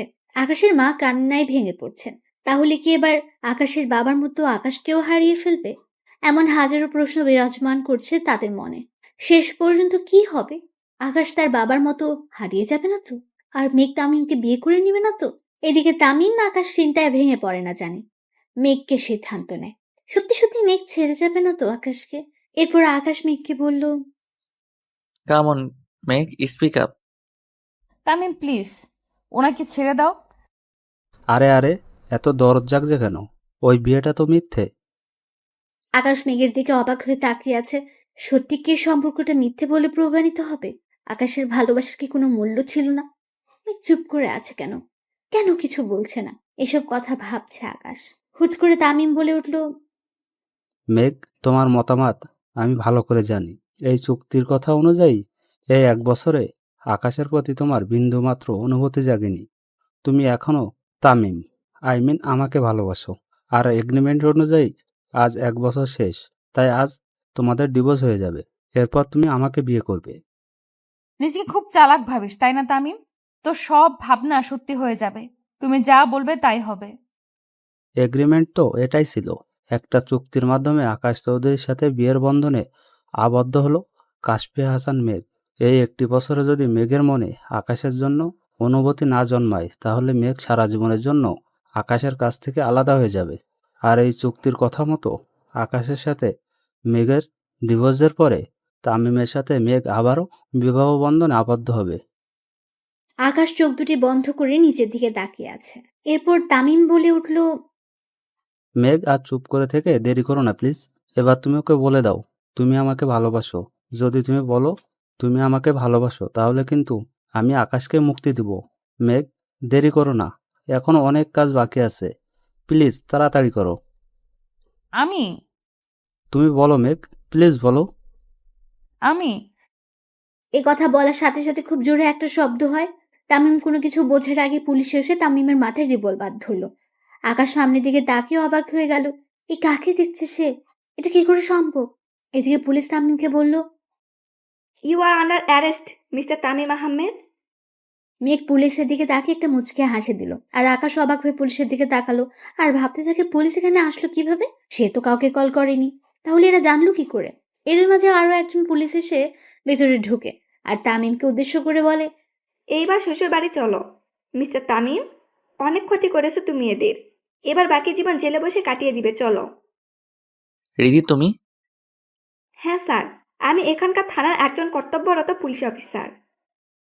রিদি তাকিয়ে তাকিয়ে কি দেখছো? আগে বাঁধনটা খুলে দিতে বলো এদের। আর কতক্ষণ এইভাবে থাকবো? হ্যাঁ মেঘ। এরপর রিধিও ওর সাথে আসা পুলিশ কনস্টেবলকে মেঘ ও আকাশের বাঁধন খুলে দিতে বলে। এর মাঝে তামিম বলে উঠল, এটা কিন্তু ঠিক হলো না, আমি তোমাদের দেখে নিব। আরে দূর, তুমি কি দেখবে সেটা আমার জানা আছে। জেলে নিয়ে গেলে বুঝতে কত ধানে কত চাল। রিধি একজন কনস্টেবলকে ডেকে তামিমের হাতে হাত করা লাগাতে বলল। তারপর তামিমের সব চেলাদের ধরে নিয়ে গেল। এরই মধ্যে মেঘ বলে উঠল, থ্যাংক ইউ রিদি, তুমি না থাকলে আজ এখান থেকে বেঁচে ফিরতাম না। রিধি, আমার মাথায় কোনো কিছুই ঢুকছে না। তোমরা একে অপরকে চিনো কিভাবে? ওয়েট স্যার, আগে তামিমের ব্যবস্থা করে নেই, বিকেলে আমি আপনাদের বাসায় যাব। Thank you Ridhi. It's my pleasure. আর হ্যাঁ, আমাদের সাথে তোমরাও আসো, বাসায় পৌঁছে দেব। রিধি ওদের সবাইকে ধরে নিয়ে গাড়িতে বসালো। মেঘ তখন মগ্ন হয়ে দাঁড়িয়ে আছে, কোনো কথা বলছে না। মেঘের এমন অবস্থা দেখে আকাশ বলল, দাঁড়িয়ে আছো কেন? বাসায় যাবে না? মেঘ মগ্ন অবস্থায় দাঁড়িয়ে রইল, কোনো সারা শব্দ নেই। আকাশ আবার বলল, মেঘ, কিছু বলছি তোমায়, কি ভাবছো এত? কই কিছু না। তুমি ভয় পাচ্ছ কেন? Now you are almost safe. কি ব্যাপার, তোমরা এখনো দাঁড়িয়ে কেন? এসে দেরি হয়ে যাচ্ছে, বাসায় যেতে হবে না? চলো আমরা আসছি। রিধি গিয়ে গাড়িতে উঠে বসলো। আকাশ মেঘের হাত ধরে গাড়িতে উঠালো, তারপর নিজেও উঠে বসলো। ওদের জন্য আলাদা একটা গাড়ি আনা হয়েছে। গাড়িতে উঠে মেঘ কোনো কথা বলছে না, কি যেন ভেবেই যাচ্ছে। হ্যাঁ, মেঘ নিশ্চয়ই এটাই ভাবছে, আর একটু পরে আকাশ আর মেঘ আলাদা হয়ে যাবে। ভাবতে মেঘের ভেতরে একটা ঝড় বয়ে যাচ্ছে। অন্যদিকে আকাশের ভেতরে একটা ভাবনা বিরাজমান করছে। আকাশের মনে যে ঝড়টা যাচ্ছে, সে একই ঝড় মেঘের হৃদয়ে বইছে। দুজনেই একটা বিষয় নিয়ে চিন্তা করছে। এসব ভাবতে ভাবতে বাসার সামনে চলে আসলো। রিধি ওদেরকে নামিয়ে দিয়ে বাকিদের নিয়ে থানার দিকে চলে গেল। এদিকে আকাশ আর মেঘ বাসায় ঢুকতে আকাশের মা মেঘকে জড়িয়ে ধরে বলল, কোথায় ছিলি সারাদিন? জানিস কত টেনশনে ছিলাম। এইভাবে কোনো কিছু না বলে কেউ বাসা থেকে বের হয়? আর যদি কখনো এমন করিস তাহলে মায়ের হাতে মায়ের খাবি। মা শুনুন, আপনার হাতে মায়ের খাওয়ার জন্য এমন ভুল আমি বারবার করতে রাজি। কি তুমি আবারও ওই গুন্ডাদের কাছে যেতে চাও? দেখলে তো কি হলো। কিছুই হতো না, আপনি কেন তাদের ফাঁদে পা দিতে গেলেন? মেঘ, আমি না গেলে ওরা তোমাকে মেরে ফেলতো। পাগল নাকি? তামিম মারবে আমাকে? এর আগে তো ওর সব রাস্তা বন্ধ করে দিয়েছি। মানে কিভাবে? আজ তামিম আমাকে ধরে নিয়ে গেল কিভাবে? গুন্ডা পাঠিয়ে আমাকে ধরে নিয়ে গেছে। তাই তো এটাই ভাবছেন তো, তাই না? আরে তামিমের এত বড় সাহস নেই আমার কিছু করার। একটা সময়ও তো ও আমাকে ভালোবাসতো। তাহলে তুমি ওখানে গেলে কিভাবে? সবটাই প্ল্যান ছিল, নিজে থেকেই ওর কাছে ধরা দিলাম যাতে ওকে পুলিশের হাতে তুলে দিতে পারি। প্ল্যান মানে? এরই মধ্যে বাসায় রিধি চলে আসলো আর এসে আকাশকে বলল, হ্যাঁ স্যার, প্ল্যান। আমি তো কিছুই বুঝতে পারছি না। দাঁড়ান, বুঝিয়ে বলছি। রীতি, তুমি বলো। বলছি। তামিমের বাবা আপনার বাবা কোম্পানি দখল করার জন্য, আপনার বাবা সব সম্পত্তি দখল করার জন্য আপনার বাবা ম্যানেজারকে চুরি দেয় কোম্পানি থেকে বরখাস্ত করেন। আর সেজন্য তামিম ও তার বাবা আপনাকে মারার প্ল্যান করেছেন। সেদিন মারতে পারেনি, কারণ সেদিন আপনার বাবা জেনে গিয়েছিল। সেদিন আপনার গাড়ি ব্রেক ফেল করানো হয়েছে, তাই আপনার বাবা আপনাকে বাঁচাতে নিচে ড্রাইভ কন্ট্রোল করতে গিয়ে অ্যাক্সিডেন্ট করেন। আর তার জন্য তামিম এতদিন মেঘের নাম ব্যবহার করে টাকা নিত? স্যার, তামিম এটাতে শিওর ছিল মেঘের ক্ষতির কথা বললে আপনি মেঘকে বাঁচাতে নিজের জীবনটাও দিয়ে দিবেন। তাই ওর নিজের স্বার্থ রক্ষা করার জন্য মেঘকে ব্যবহার করেছে। ভাগ্য ভালো মেঘ তামিমের আসল রূপ জেনে গেছে, নয়তো আর সত্যি মেঘের বড় কোনো বিপদ হতো। তুমি ওখানে গেলে কিভাবে? আজকে তামিম মেঘকে কিডন্যাপ করবে, এটা মেঘ আর আমার প্ল্যান। কারণ তামিমকে ধরার আর কোনো ভালো উপায় ছিল না। যদি মেঘের কোনো ক্ষতি হতো? আমি থাকতে মেঘের কোনো ক্ষতি হতে দিতাম না। মেঘকে কিডন্যাপ করার কিছুক্ষণ আগে মেঘ কল করে আমাকে, তারপর নিজের ফোন নাম্বার কলিংয়ে রেখে দেয়, আর আমি ওদের লোকেশন মুহূর্তের মধ্যে পেয়ে যাই। তাই ওখানে যেতে কোনো অসুবিধা হয়নি। আজ মেঘ যদি নিজে তামিমকে ধরতে হেল্প না করতো, তাহলে তামিম 2-1 দিনের মধ্যে আপনার উপর অ্যাটাক করতো। থ্যাংক ইউ রিধি, আজ তুমি না থাকলে আমরা কেউই বেঁচে ফিরতাম না। থ্যাঙ্কস তো মেঘের প্রাপ্য। সময় মতো কল না দিলে আমি ওখানে যেতে পারতাম না। তাহলে আমার সাথে ডিল ফাইনাল করতে যে আমেরিকা গেলে? তামিম আমেরিকায় ছিল, ওকে ফলো করার জন্য ইচ্ছে করে একটা ডিল করা আর আপনাকে প্রোটেক্ট করা। আমার বোঝা হয়ে গেছে, এবার একটু আড্ডা দেই। টেনশন করতে করতে প্রাণের 12টা বেজে গেছে। আপনাকে টেনশন করতে কে বলেছিল? তুমি বুঝবে কিভাবে? তুমি তো আর পুরোটা বলার আগে আকাশের মামুনি বলল, হয়েছে, আর টেনশন করতে হবে না। আসল অপরাধীর সাজা তো হয়ে যাবে এইবার। এখন আর টেনশন করতে হবে না। মেঘ, তুই একটু চা করে আনতে পারবি? আজ সারাদিন ধরে তোর হাতে চা খুব মিস করছি। আচ্ছা মা, আমি চা নিয়ে আসছি। এরপর মেঘ রান্নাঘরে গিয়ে সবার জন্য চা নিয়ে আসলো। সবাই চা খেতে খেতে বেশ আড্ডা দিচ্ছে। আকাশ বারবার মেঘকে দেখছে, কিছু একটা বলতে চাইছে, কিন্তু সবার সামনে বলতেও পারছে না। মেঘ সেটা খুব ভালো করে বুঝতে পারছে, তাই এখান থেকে উঠে রান্নাঘরে চলে গেল। রান্নাঘরে গিয়ে ইচ্ছে করে অনেকগুলো রান্নার আয়োজন শুরু করলো। কিছু সময় পর রিধি চলে গেল। আকাশের মা রিধিকে অনেক রিকোয়েস্ট করলো খাবার খেয়ে যেতে, কিন্তু রিধি জরুরি কাজে চলে গেল। এরপর সবাই রাতের খাওয়া দাওয়া শেষ করলো। খাবার খেয়ে মেঘ আর তানহা ছাদে বসে বসে গল্প করছে। গল্প করতে করতে এক পর্যায়ে তানহা বলে উঠল, এখন কি করবি? কিছু ভাবলি? হুম। কি সিদ্ধান্ত নিলি? চলে যাব? মেঘ, হ্যাঁ রে, চলে যাব।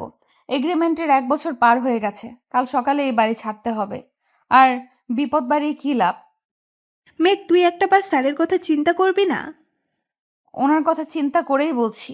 আর তাছাড়া এগ্রিমেন্টে এটাই লেখা ছিল 1 বছর পর যে যার রাস্তা বেছে নেবে। আমার খেয়ালই ছিল না আজ 1 বছর পূর্ণ হতে যাচ্ছে। মেঘ, তুই কি জানিস স্যার তোকে? আমাকে কি? মেঘ, তুই আবারও ভুল করিস না। একটা বার স্যারের সাথে কথা বল। আমার কোনো কিছু বলার নেই। তোর নেই, কিন্তু ওনার থাকতে পারে মেঘ। উনি যা বলার 1 বছর আগেই বলে দিয়েছেন। এখন আর নতুন করে কি বলবেন? তুই একটু এখানেই বসে থাক, আমি আসছি। তানহা উঠে নিচে চলে গেল। মেঘ বিড়বিড় করে কান্নায় ভেঙে পড়ে। একটু পর তানহা মেঘের কাঁধে হাত রেখে পাশে বসলো, আর মেঘ বলতে থাকে, কি রে, এসেছিস? হুম। এই কথা বলে তানহা মেঘের হাতে একটা ডায়েরি দিল আর বলল, এটা ধর। কি এটা? দেখতেই পাচ্ছিস একটা ডায়েরি। হ্যাঁ, তো এটা দিয়ে কি করব? পড়বি, এটা স্যারের ডায়েরি। স্যারের ডায়েরি আমি পড়তে যাব কেন? তোর এখনো অনেক কিছু অজানা মেঘ, এটা পড়লে অনেক কিছু জানতে পারবি। কিন্তু কোনো কিন্তু না মেঘ, তুই পড়। হুম। ডায়েরির প্রথম লেখা ছিল আকাশের মেঘ মেঘ। লেখাটা দেখে কিছুটা অবাক দৃষ্টিতে তানহার দিকে তাকালো মেঘ। তানহা ইশারা করে পরের পেজটা উল্টাতে বলল। মেঘ তানহার কথায় মাথা নেড়ে সায় দেয়। পেজের দ্বিতীয় পাতায় উল্টিয়ে দেখে কিছু লেখা ছিল। আমি লাইফে আজ প্রথম দিন অফিসে জয়েন করলাম। কোম্পানিতে জয়েন করার পর জানতে পারলাম আগের ম্যানেজার আঙ্কেলকে চাকরি থেকে বাতিল করা হয়েছে। কিন্তু কেন বাতিল করা হয়েছে কেউ কখনো আমাকে জানায়নি, বা আমারও জানার ইচ্ছে হয়নি। আজ প্রথম অফিসে জয়েন করে বুঝতে পারলাম বাপি কতটা প্রেশারের মাঝে থাকতো। সারাদিন এত এত কাজ করেও বাসায় হাসি মুখে ফিরতো আর আমাদের সাথে আড্ডা দিত। আমার দুঃখ একটাই, বাপিকে বুঝতে আমি দেরি করে ফেলেছি। আগে যদি বুঝে নিতে পারতাম তাহলে হয়তো এত তাড়াতাড়ি বাপিকে হারাতাম না। একটু একটু করে কোম্পানির সব দায়িত্ব বুঝে নিলাম। নতুন একজন ম্যানেজার নিয়োগ করলাম। দেখতে দেখতে কোম্পানিটা বেশ উন্নত হতে লাগলো। এরপর একটা করে নিয়োগ বিজ্ঞপ্তি পেপারে দিলাম, নতুন কর্মচারী লাগবে এটা উল্লেখ করে। এরপর কয়েকজনের ভাইবা নিয়ে সিলেক্ট করলাম। আজ আবার নতুন কর্মচারীর জয়েনিং করার দিন। নতুন একজন জয়েন করলো, তাও আবার একটা মেয়ে।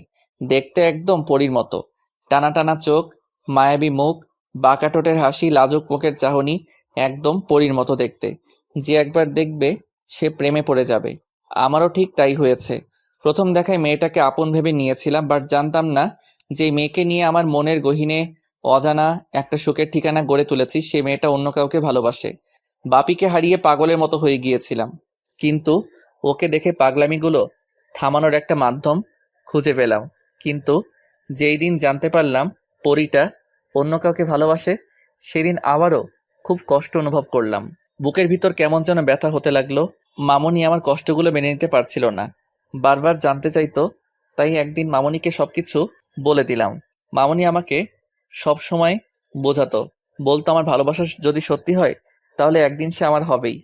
আর আমার নিজের ভালোবাসার প্রতি বিশ্বাস ছিল, সেই বিশ্বাসটা হয়তো আমাকে বাঁচাতে শিখালো। এরপর থেকে মেঘ কখন অফিসে আসতো, কখন কি করতো, সবকিছু নজর রাখতাম আমি। এইরকম পাগল ছিলাম আমি ওর জন্য।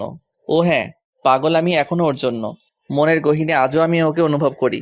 কিন্তু সমস্যা তো বাদলো অন্য জায়গায়। এমনটা হবে কখনো ভাবিনি, কল্পনাও করিনি আমি। কি থেকে কি হয়ে গেল, মুহূর্তের মধ্যে সবকিছু শেষ হয়ে গেল।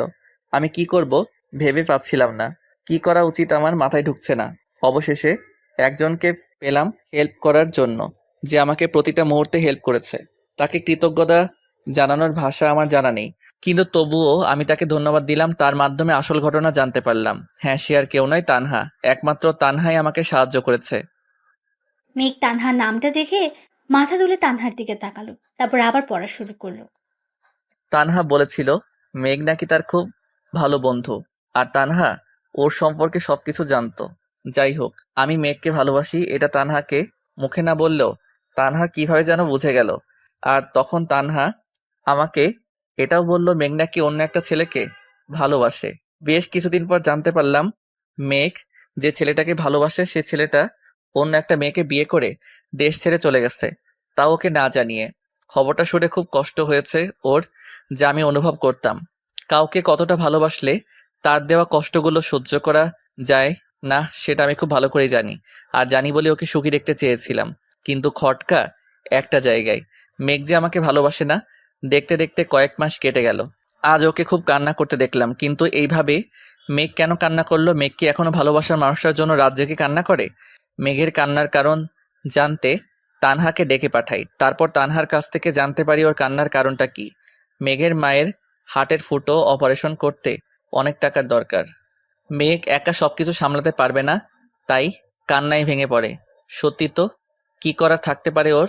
ভালোবাসার মানুষকে হারিয়ে শত কষ্ট বুকে নিয়ে অফিসের সব কাজ সামলে নিত। আমিও সবসময় ওকে ইচ্ছে করেই কাজ বেশি দিতাম, সারাক্ষণ কাজের মাঝে ডুবিয়ে রাখতাম, যাতে করে সে স্বাভাবিক হতে পারে।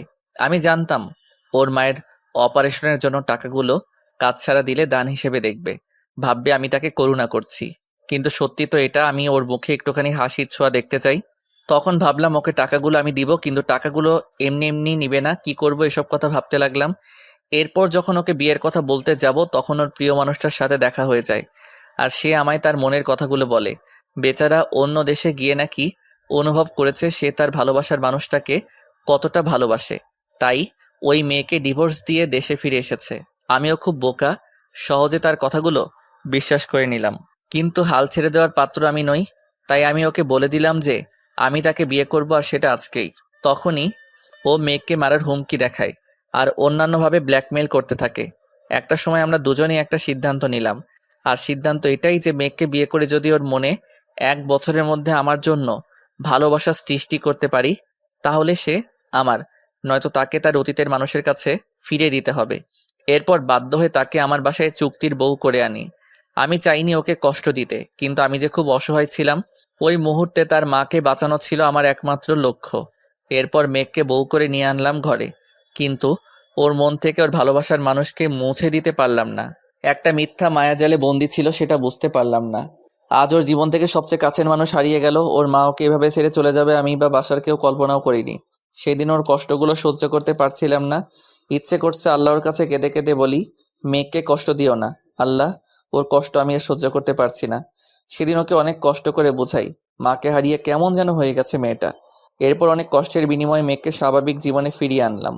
আজ ওকে ছেড়ে 3 মাসের জন্য আমেরিকা যাব। জানি না এই 3টা মাস আমার কিভাবে কাটবে, শুধু জানি আমি আমার মায়াবতীকে খুব মিস করব। এরপর আর কিছু লেখা নেই। এরপর মেঘ কয়েকটা পেজ উল্টে দেখলো আরো কিছু লেখা। আজ দেশে ফিরলাম। 3 মাসের কাজ 2 মাসে শেষ করলাম। একটা ডিল ফাইনাল করতে যাওয়া। বাসায় এসে মেঘকে সারপ্রাইজ দিব ভেবেছিলাম, কিন্তু মেঘ যে আমার জন্য বিরাট সারপ্রাইজ রাখবে আমার জানা ছিল না।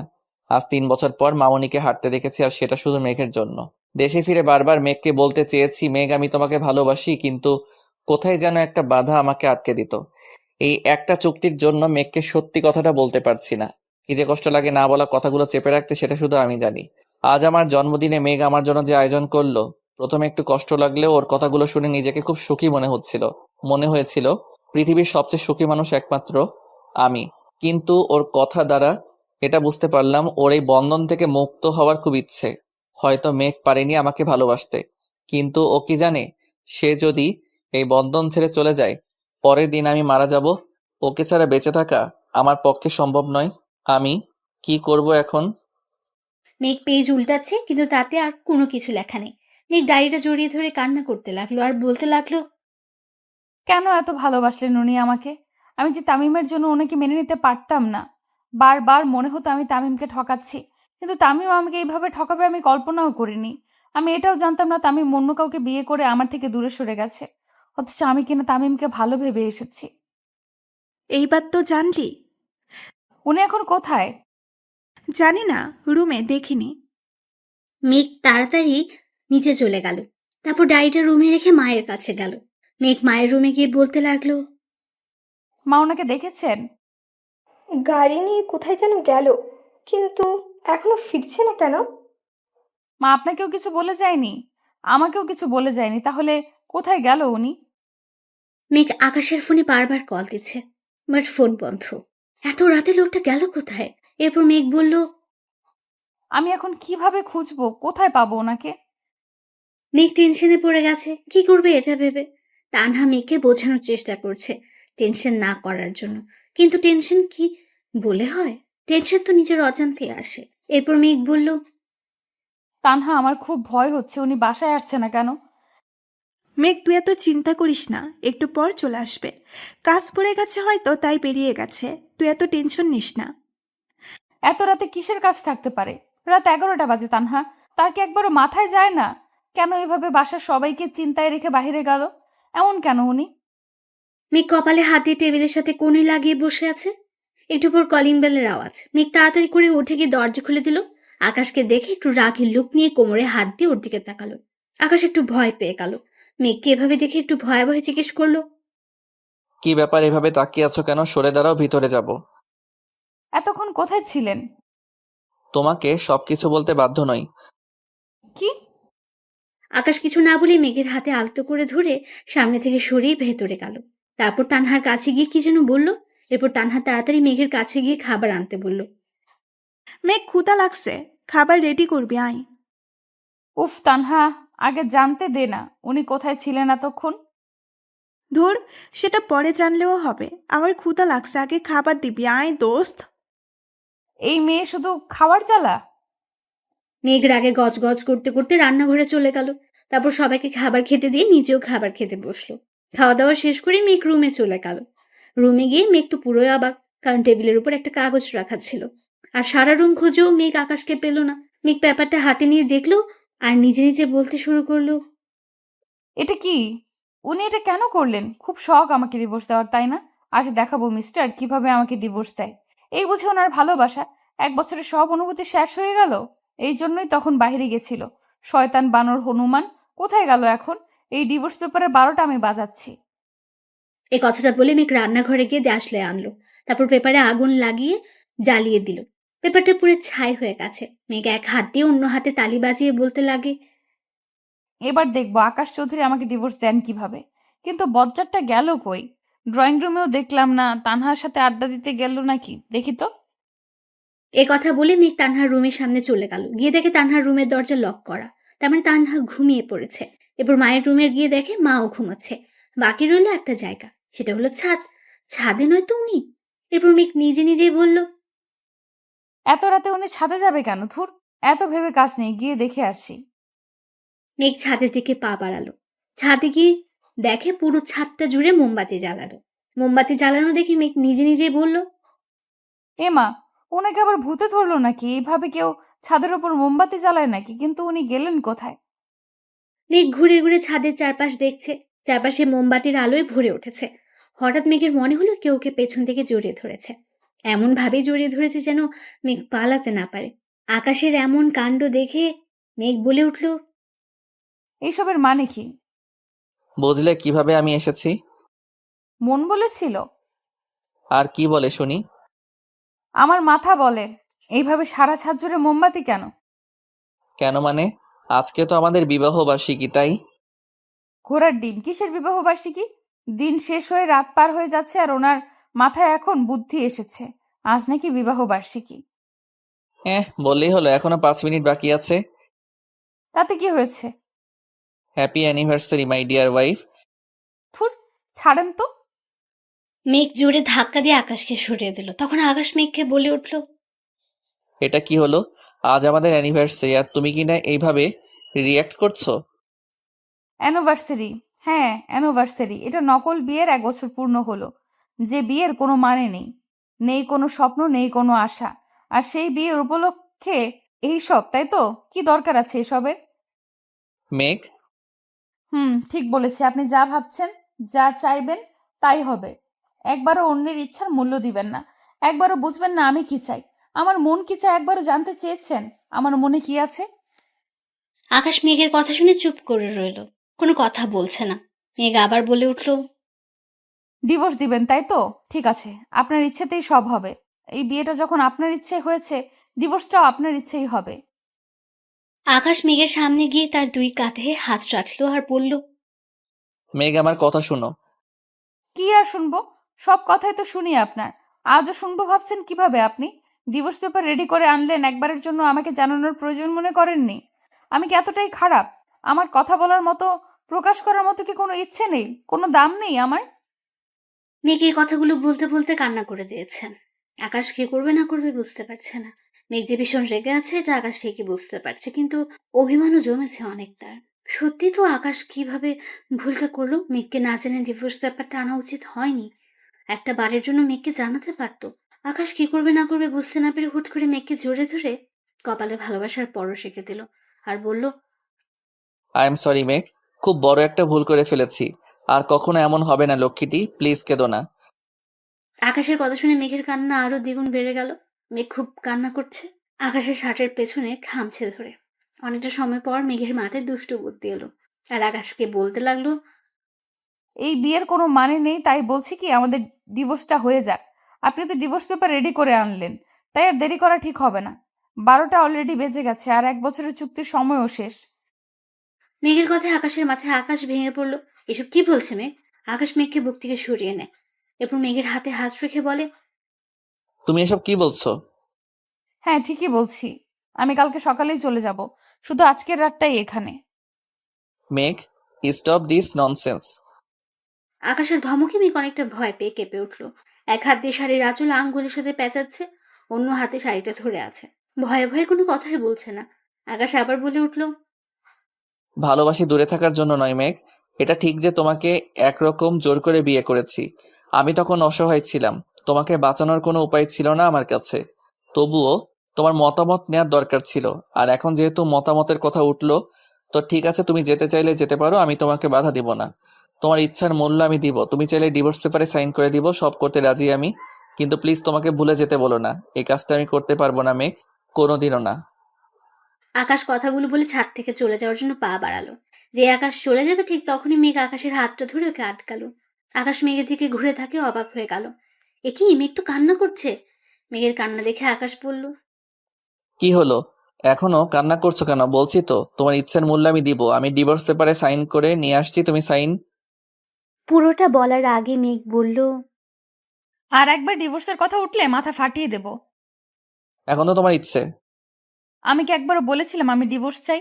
আমি কি একবারও বলেছিলাম আমি আপনার কাছ থেকে দূরে থাকতে চাই? আমি কি একবারও বলেছিলাম আমি আপনাকে ঘৃণা করি? সবসময় নিজের যা ভালো মনে হলো তাই করলেন। আবার এখন বলছেন ডিভোর্স দিবেন। ডিভোর্স কি এত সহজ নাকি যে আপনি চাইবেন আর আমি দিয়ে দেব? মানে? মানে খুব সোজা, আমি ডিভোর্স পেপারটা পুড়িয়ে ফেলেছি। কি, কখন করলে এটা? কেন খুশি হননি? ওটা পুড়িয়ে দিলে কেন? পোড়ালাম কেন আবার? আমার ইচ্ছে হয়েছে তাই পুড়িয়ে ফেলেছি। তোমার ইচ্ছে হলে ওটা পুড়াবে কেন, আমাকে জানাবে না? বেশ করেছি, আমি আবার আনবো? আমি আবারও পুড়িয়ে ফেলবো। তবু আমি আবার আনবো? আমি তবুও ওটা পুরাবো। কেন পুরাবে? ভালোবাসি তাই। মেঘ, মেঘ নিজে থেকে আকাশকে জড়িয়ে ধরল।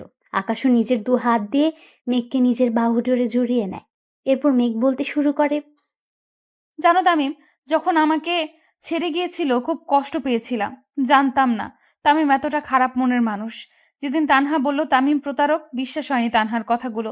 কিন্তু যেদিন জানতে পারলাম তামিমের বাবা আপনাকে মেরে ফেলার জন্য বারবার চেষ্টা করেও মারতে পারছে না, তখন নিজের অজান্তেই মনের ভেতর ঝড় বইতে শুরু করে। মাকে হারিয়েছি, এখন যদি আপনাকে হারাই তাহলে আমি কিভাবে বাঁচবো বলতে পারেন? মাকে জিজ্ঞেস করে অনেক কষ্টে ম্যানেজার আঙ্কেলের বাসার ঠিকানাটা জোগাড় করি। তারপর জানতে পারলাম ম্যানেজার আঙ্কেলের ছেলে হলো তামিম। তামিম তার বাবার সাথে তাল মিলিয়ে আপনাকে মেরে ফেলতে চায়। তখন ইচ্ছে করেছিল নিজের হাতে তামিমকে মেরে ফেলি। যেই তামিম আপনাকে মেরে ফেলতে চায় তার সাথেই হাত মিলিয়ে আপনি আমাকে চুক্তির বউ করে আনলেন। জানেন, তামিমকে ভুলতে শুরু করেছিলাম, কিন্তু আপনার দেওয়া চুক্তিটা দেখে আবারও মনের ভেতর কষ্টের পাহাড় গড়ে ওঠে। অফিসে একটা মেয়ে জব করে, চুপি চুপি তাকে দেখে ভালোবেসে ফেললেন। আবার মিথ্যে চুক্তি দিয়ে বিয়েও করলেন। একটিবারও বলতে পারলেন না তাকে আপনি ভালোবাসেন? বলতে পারলেন না, মেঘ আমি আপনাকে ভালোবাসি? কেন বলেননি সত্যিটা আমাকে? আমি কি পারতাম সত্যিটা জেনেও আপনার কাছ থেকে নিজেকে দূরে সরিয়ে রাখতে পারতাম, এই বন্ধন ভেঙে দিতে? মেঘ সরি, আর জীবনেও এমন কথা মুখে আনবো না, কোনোদিনও তোমাকে দূরে যেতে দিব না। এই চুক্তিটা যদি সত্যি হতো, যদি এমন হতো আপনার কাছ থেকে আলাদা হতে হতো, তাহলে আমি মরেই। পুরোটা বলার আগে আকাশ মেঘের ঠোঁটে হাত দিয়ে আটকায় আর বলতে থাকে, এসব বলবে না, চুক্তিটা সত্যি হোক বা মিথ্যে, এই চুক্তির মাধ্যমে আমি তোমাকে বউ করে পেয়েছি। মেঘ, প্রতিটা মুহূর্তে মনে হতো 1 বছর তুমি আমাকে ভালোবাসবে নাকি ছেড়ে চলে যাবে। যদি আমাকে নিয়ে তোমার মনে ভালোবাসার জন্ম না হতো তাহলে জানি না আমি কি করতাম। এবার মেঘ আকাশকে জড়িয়ে ধরল। এরপর মেঘ পা থেকে জুতা খুলে আকাশের পায়ের উপর পা তুলে দিয়ে একদম কাছে চলে গেল। মেঘের নিঃশ্বাসের প্রতিটা ছোঁয়া আকাশের মুখে গিয়ে লাগছে।